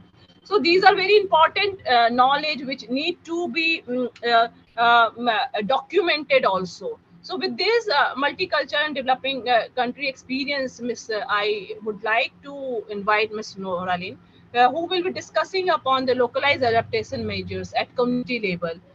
Case study for Philippines. Ms. Nora Lin. Thank you very much, Ms. Verma. And as much as I would like to talk about indigenous knowledge today, unfortunately, I won't be discussing it now. Maybe in some other time, if Mr. Nakul will again invite me.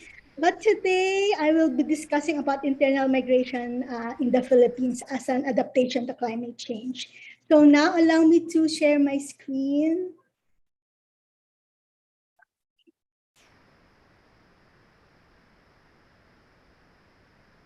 So again, I am Dr. Narlene Uy. I am an adjunct researcher at the Ateneo de Manila University in the Philippines. I am also a researcher at the International Recovery Platform Secretariat in Kobe, Japan. So before I start, let me take again this opportunity to thank Zone for Solutions for this kind invitation to again take part in this webinar and share our study on this topic. So for my presentation, I will just be briefly talking about the climate change state in the country and share the findings of our study, specifically the policy recommendation on internal migration as an adaptation to climate change. So when we talk about adaptation, internal migration as adaptation, we're looking really at population movements within the country, because we know that the changing climate has impacted our livelihoods, particularly agriculture, and as Mr. Panda shared earlier. So we can see population movements occurring, and this can have impacts on the origin and destination areas. So now, as a background on climate change in the country, so the Philippines is one of the countries most at risk to climate change. So we have been consistently ranked as one of the countries most at risk to climate change. For example, German Watch's Global Climate Risk Index and the World Risk Report for many years. Studies have shown that climate variability in the country is largely driven by rainfall, which is influenced by El Nino, monsoons, and mesoscale systems.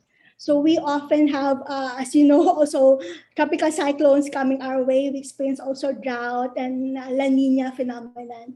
So rising temperatures have also been observed to increase the frequency and intensity of droughts. Climate projections estimate an increase in annual precipitation by 2050, with increases occurring in most areas of the two major islands, Luzon and Visayas, and also decreases in the island of Mindanao. So the response to climate change in the country is guided by laws, like in the case of India as well. To mainstream climate change into government policy formulation, as well as provide long-term financing streams through the People's Survival Fund, which is established primarily to fund adaptation programs and projects. A national framework strategy on climate change has also been developed, which focuses on adaptation and mitigation actions to achieve sustainable development. Likewise, a national climate change action plan was also developed, which lays out the roadmap to addressing the strategic priorities on food security, water sufficiency, environmental ecological stability, human security, climate-friendly industries, services, sustainable energy, and knowledge and capacity development. So to this end, measures have been implemented across all scales through climate change adaptations, specifically through community and ecosystem-based approaches, disaster risk reduction and management, and climate change mitigation through REDD+, renewable energy and low carbon development. Now, looking at sectors, a Philippine Climate Change Assessment Report identifies specific adaptation strategies in practice in ecosystems, agriculture, coastal systems and low-lying areas, and freshwater resource, among others. So you can see that strategies are being implemented on integrated resource management, on river basins, watershed, mangrove forests, agroforestry, flood protection, and rainwater harvesting, even crop insurance, some of the adaptation strategies.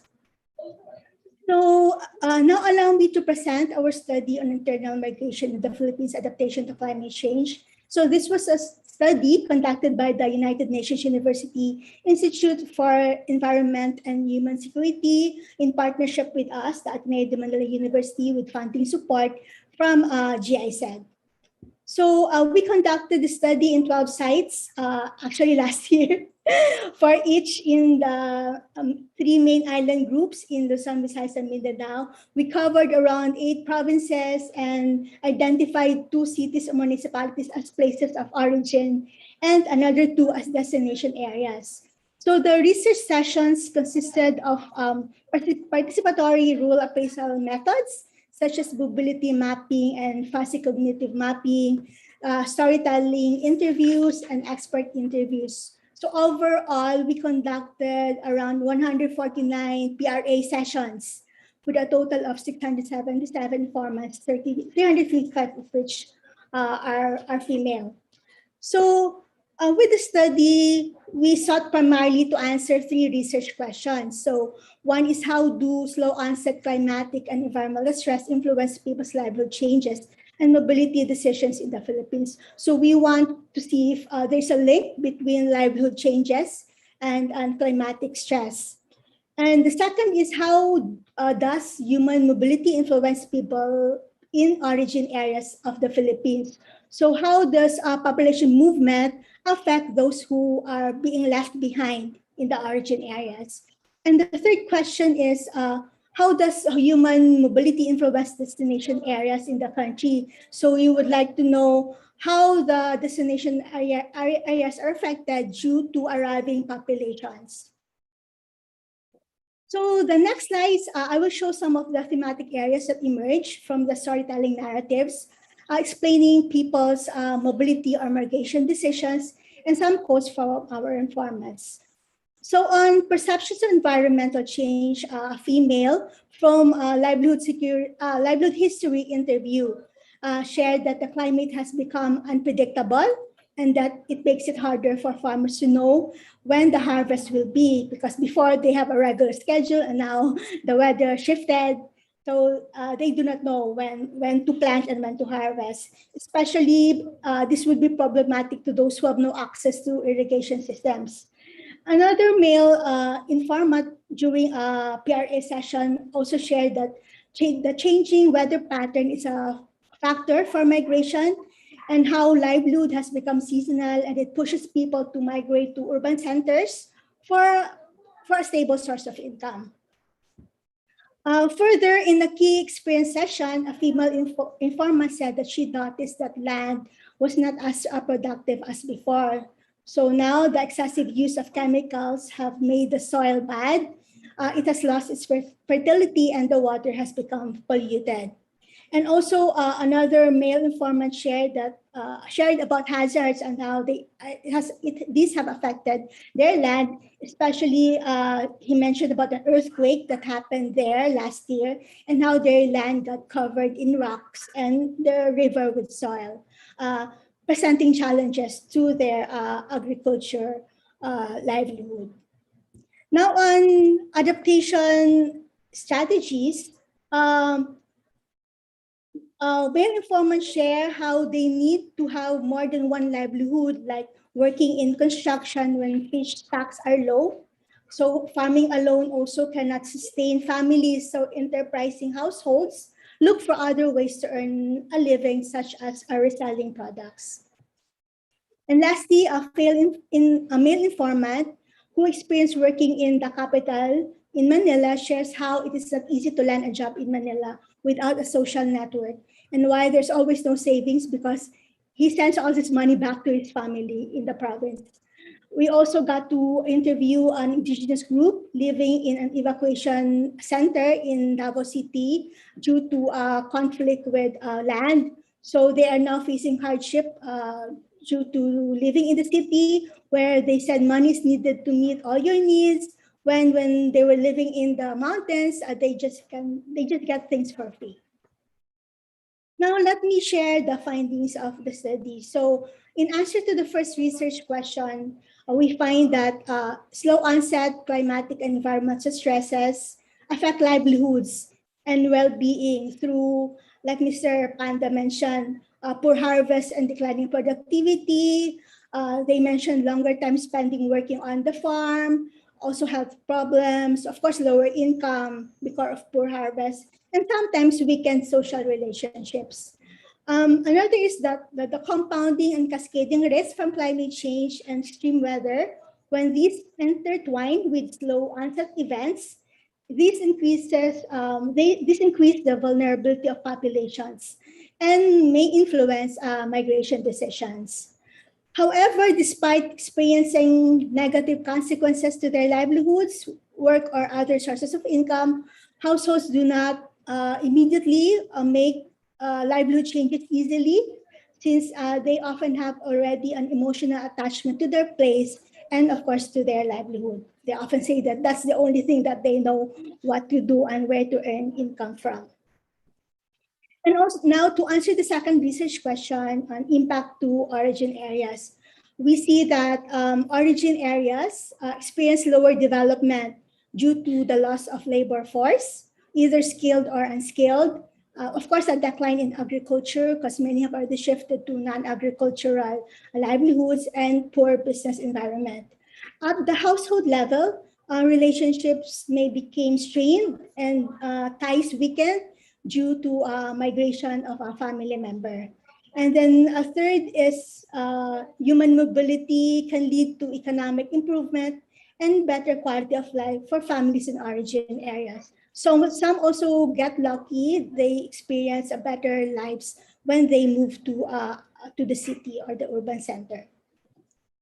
And on the third research question, we see that we also find that it provides populations, the arriving populations, the opportunity for social and economic empowerment to improve their quality of life through access to better social services in urban centers. So there are also opportunities for skills building, training, education, access to information technology, and employment and business opportunities. However, the more people arriving, the more facilities and infrastructure will be required for housing, health services, education, utilities, transportation, and business and employment, presenting challenges in the provision of social services by the local government. And people arriving in destination areas, they would need to build relationships and social capital and networks to avoid creating tensions with the people hosting or the original inhabitants in that area. So with these findings, let me now share our policy recommendations. On adaptation and disaster risk reduction, we recommended a deeper understanding of risks and impacts populations, as well as the primary reasons and channels that enable climate-induced migration would be needed. Vulnerable populations should be provided with platforms to increase their knowledge of disaster and climate risk and participate in co-designing actions that would enhance their resilience. And ecosystem-based adaptation offer multiple benefits. So our government has a program on EBA. So a convergence mechanism would be important to link the EBA program to agriculture, forestry, and fisheries-related livelihoods. Now, on policy recommendations to enhance positive migration effects, policy should be developed that consider the effects of internal migration upon men and women. So our study actually differentiated the effects on men and women, and we find that there are a lot of differences on how internal migration affects the male and the female. Regional development can be promoted to avoid migration movements being concentrated around prime areas and to reduce the challenges that are presented to local government units in urban centers. And the third, an enabling environment for migrants to feel included and secure and to improve employment or livelihoods and subsequently their social well-being can be provided in destination areas. And finally, to reduce negative migration effects, we recommend that a regular collection of disaggregated data could help inform planning and monitoring of incoming population movements better. An improved understanding of the climate migration nexus must be prioritized, including monitoring the trends and impacts of rapid and slow onset events and their relationship to human mobility through displacement, mobility, and migration.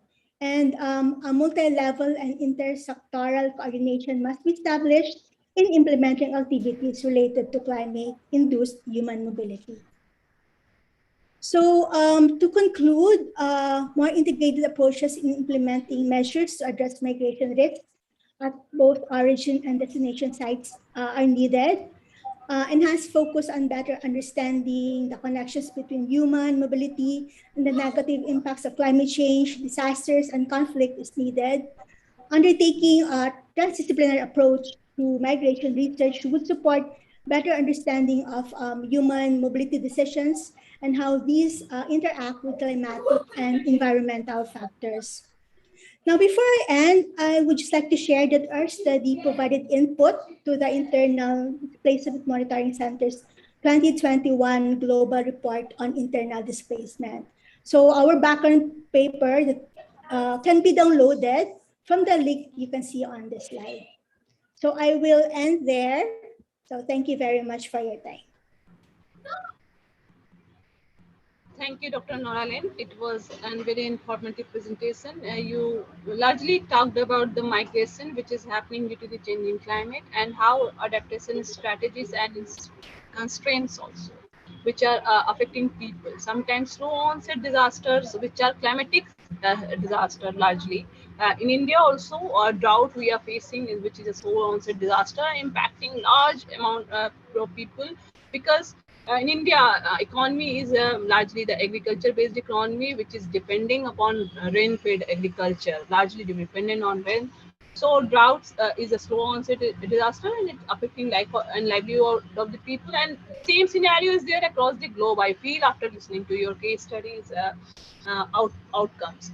So social, environmental, institutional, and organizational impacts also important to study upon. And some of the policy recommendations which you have given for adaptation and DRR, we should not only see the impact of internal migration on women and men, male and female, but we should further disaggregate it into the like impact of that kind of migration on children, adults and girls, because they have their own needs and which need to be fulfilled during and aftermath of any disaster or any this kind of conflict scenario. We can see in Afghanistan also that the education of children are affected. However, it is not climatic hazard, but it is in conflict, humanitarian crisis is there. But we should also study the impact of any those kind of scenario on the life of children also.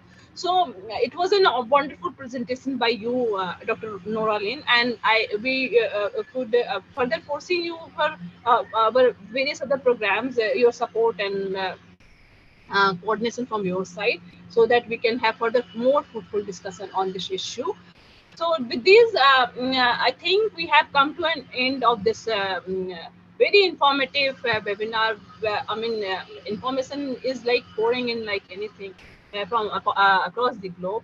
And now I feel that I would like to invite Mr. Abhesh Kumar, who is Associate Professor with Invertis University, India, to give final vote of thanks to all this August gathering today, because I could see that the number of participants which joined in the morning around 1, 9 and 10 are sustaining till now. This itself indicates the importance of this particular issue today, which we are discussing, and how fruitful discussion went on. So now I will request Mr. Abhesh Kumar to give final vote of thanks to the August gathering. Thank you. Thank you, Tanushree ma'am, for introducing me. And discussion was outstanding, and all the input that have come from all across the world. And participant, I was saying that they were keeping the chat box very active. And it was a positive sign of the discussion going on all around the world of the IPCC 6th assessment report. It's just like someone throw someone throw stone in the water. So there are lots of currents right now, but these current once fed up, and we should stop these fading up. We should not allow to fade up this revolution and whatever the discussion we are going on today. So before, actually, I was going to present some local and Indian issues related to the IPCC 6th assessment report, but due to the time constraint, I am coming in the role of vote of thanks. But before that, I would like to share one very brief presentation with all of you, because we believe in India that Vasudhaiv Kutumbakam, whole world is a family. So it's not a presentation, it's just like a family discussion. So let me present one small presentation and share all my some views before the vote of thanks. So whoever receive our poster, whether our esteemed guest or our esteemed speakers like Noraline ma'am, and we have Victor sir and Ashish Panda sir, and all the participants as well, whoever received this poster. So title was Code Red for Humanity, that is climate change alarm. In academic point of view, it was very sensitizing, we can say, title. So how it comes into the picture and why we are discussing toward this specific topic today. So we are going, this presentation is all about that. So in a very brief presentation, let's see this Code Red for Humanity. It's the talk about the humanity, it's the talk about everyone. So it was just like some really natural word that comes from our mouth when we see some astonishing things, some exciting things that come in front of our eyes. So this is the words why the code red for humanity was declared by Antonio Guterres, who is the United Nations Secretary General. And this, he see this report that you can see on your screen, that is Climate Change 2021, the IPCC's Intergovernmental Panel on Climate Change report. So highlighted way, there are the 10 facts come out. That's why he was declared it as a code red for humanity, or in other way, it's a planetary emergency.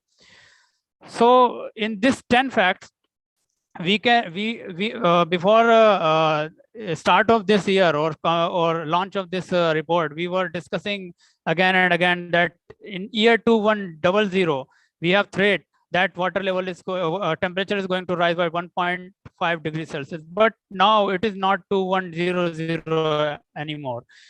Next 20 years, the global warming will breach the threshold of 1.5 degrees Celsius. It is predicted. And if we continue the greenhouse gases now, global warming will above 2 degrees Celsius by mid 2100. So with every here, I would like to clarify, because lots of participants are not with the great background and they are not able to what is the mean rise. So here with 1 degree Celsius rise in temperature, there will be a 7% increase in the intensification of the extreme rain events. And carbon dioxide in concentration is also going to last the highest in 2 million in 2 million years. So sea level rise, if we talk about the sea level rise, because India has a long coastal body about 7,516 kilometers. So this is fastest in the last 3,000 years, and Arctic sea ice is lowest in 1,000 years recently. So and now again we see some changes we can't reverse anymore, at least for next 1,000 of years. There is a saying that you can make the curd with the help of the milk, but you cannot make milk with the help of the curd. This is same situation here. We are dealing with, that's why we are talking this like this. So ice melting will continue for the next 1,000 years, even if we manage to control our GHG emissions with our effort. So ocean warming will continue, which has increased by 2 to 8 times from 1970s level. Sea level rise will continue to the hundreds of the years. So this is really something that we should discuss and worry about. As a result, this is not the 6th assessment report, as the number 6 itself is written, that it's not the first report that's coming into picture. So IPCC 1, 2, 3, 4, 5, 6. As the climate change denial was also exists in the world, climate change advocacy also exists in the world at the same time. So now this is the situation where everyone is saying that, oh, now we see the evidence.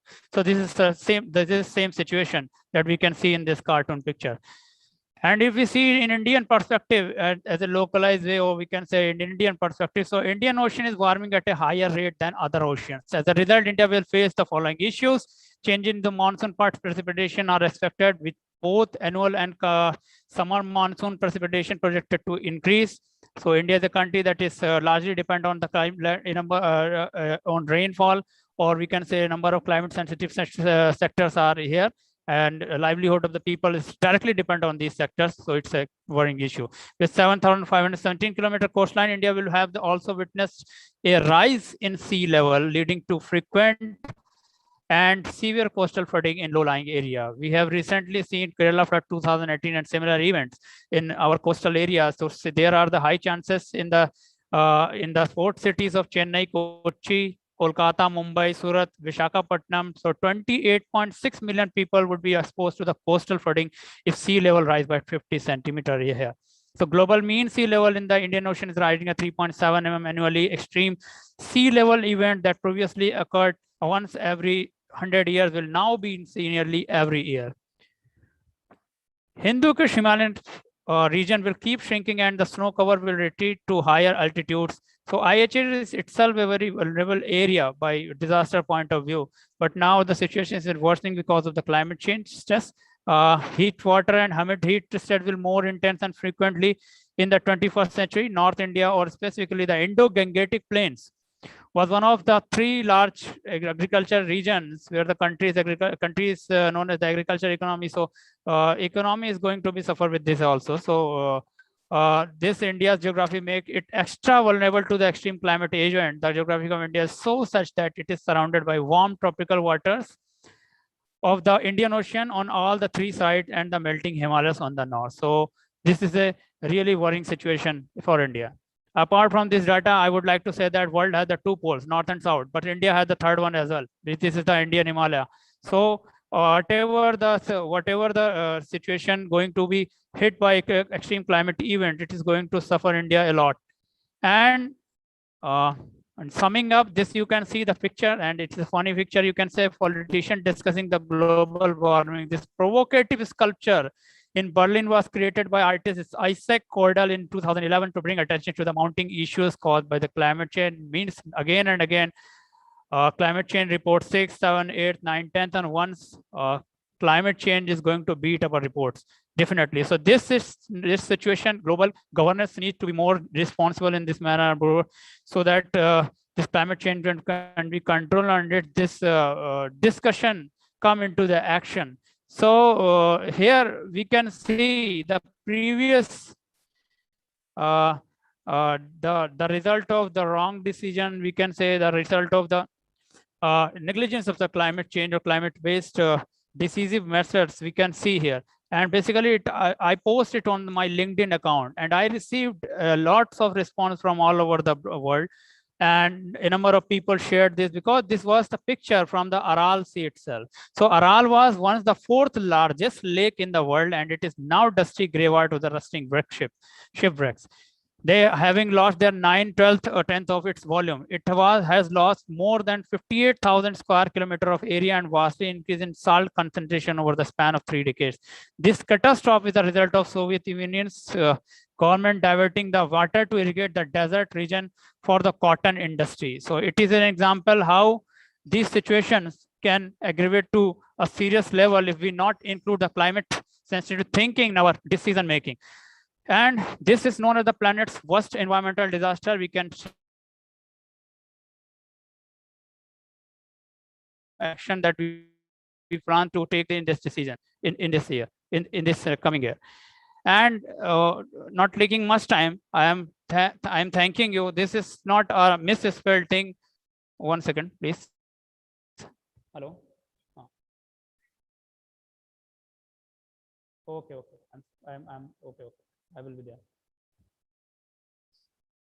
So it's not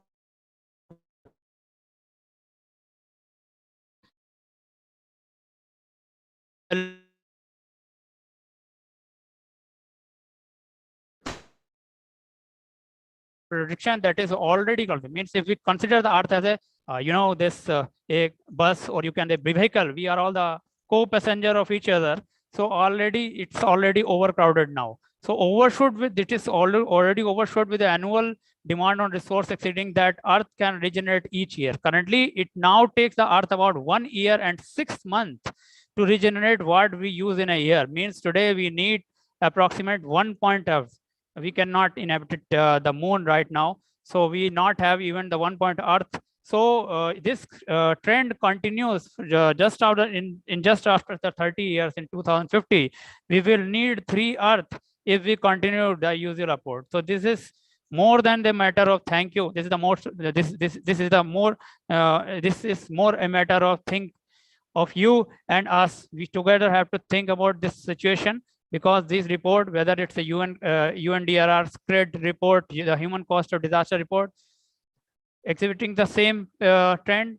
Our recent IPCC 6 assessment report, whatever we said, the code red for the humanity or for the planet, same trend is going on, or we can say this trend. So these all showing the same picture. So this was the small issue that was raised by me here on this August platform. Now the discussion was very good, and now this is the time to sum up this. And here we have witnessed a number of discussions made by eminent personalities, and I would like to thank especially Shri Rajendra Singh sir, member NDMA, Government of India, as our chief guest of the program, who who rightfully discuss the ongoing process of National Disaster Management Authority in the direction of the factors leading toward the disaster. The climate change is one of the prominent one. And Professor Anil Kumar Gupta, who himself is an expert from India and member of many international bodies, and also the focal point responsible for the environmental Minister of Environment. So he himself responsible for development of a number of disaster climate adaptive plants in India. So he also gave a context-setting keynote address today. And third, we have the speaker. 1 second, please.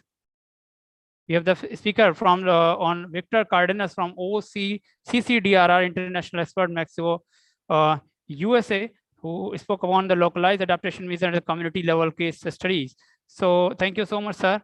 And then we are also thankful from a speaker from India, who is Central Secretary Officer and very active in environmental aspects, Shri Ashish Kumar Panda, sir. So who spoke in length and breadth on localized impact of the climate change or on agriculture and livelihood in India. Mr. David Rissick, in his presentation from CCDR from Australia, he presented a very good study on the localized adaptation measures and community level case study from Australia. So thank you so much, sir. And recently, I have here, ma'am, Ms. Noralina MUI, our international expert from Philippines. I have here you in our last international webinar as well, and this time as well. Or you discuss a number of research example and localized adaptive community level case study from Philippines. Thank you so much, ma'am, for that. And now it is the time to hand over this again to Tanushree, ma'am, so that she can end this international webinar on Code Red for Humanity on climate change initiative by Zone for Solution, India. Please, ma'am, over to you. Thank you, Avdeshji. You have already given the vote of thanks, but now through this platform, I want to urge everybody present here today that since it is an alarming scenario, we can see that government has already announced that it is an alarming scenario, and we should, everybody who are present here today, this in platform, we all are humanitarian workers, are related to some or other aspect to the humanitarian cause. So take a piece through this platform that we will contribute to minimize the impact, to the changing impact of the climate through our behavior pattern, through adapting to our day-to-day activities, so that as discussed by Professor Anil Gupta, we should not waste anything. So we will adapt each and every aspect of our life, how we can change this scenario. So we should hope for a better future, sustainable future for our coming generation. With this remark, I feel we should close this session. Thank you, everyone, for your patience and your continued presence and listening to all our panelists. Thank you, everyone. 1 second, Tanushree. Please, yeah, sir. 1 please, second. Sir. Please, sir. We forget to share the feedback link. In, so please share, otherwise people will start calling and okay. There are a lot of messages for feedback. So please share feedback of this. Okay, sir, I am sharing this, and platform will be on for few minutes. So let the participant to fill or copy the link. So because if they will not able to fill it properly, there will be error in certificate. So please let them fill it, please. I have shared this feedback link in the chat box for our participant, and I would like to apologize from my side because my speed was just like a bullet train today, because I have my scheduled class right now at this university on environmental impact assessment that is again going to address this topic. Please fill this feedback form so that we can receive your participation for the consideration of the certificate.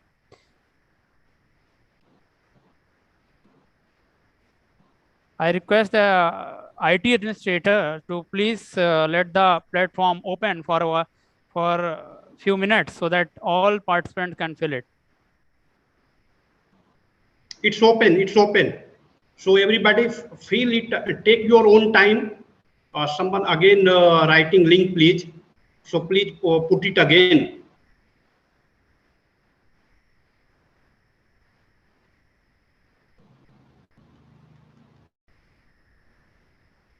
Thank you, sir. We have received it. Thank you so much, sir. Great. Great. It is very wonderful webinar, sir, which is you are conducting today. From I think Tamil it's the Nadu, voice of India. Vasudevan, sir, from Tamil Nadu. Yes, sir. I am Great. conveying my sincere thanks to Jaunpur Solution Director and Ajay sir, Vandaji and Madam Dhanushri, and to everyone. All they have presented very well, sir. It is very useful because some of my friends also attending, and you are. It's a time to trigger these things. Sparking flag, no, we are doing it, which is very good, sir, right now, because we are attending. We are going to face our northeast monsoon now from middle of October. So this is a very good platform indicating us to prepare ourselves to against all these. And thank you, Vasudevan, sir, as a director, IIDM, Tamil Nadu, your presence and presence of your friend, it's really add on this platform. Thank you, sir. Thank you. And you are himself serving in an area where climate change is a forefront challenge, sir. So thank you, sir. Yeah, we are doing together, sir. Sure.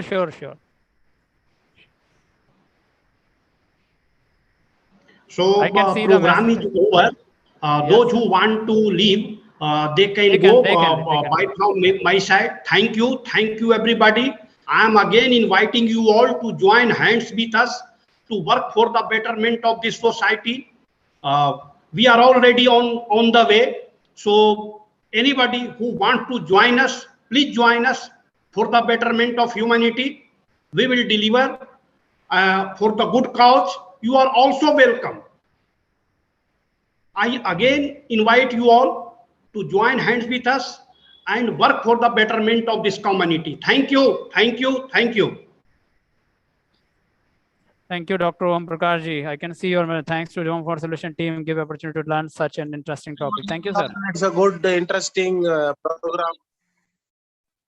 Great. Thank you, sir.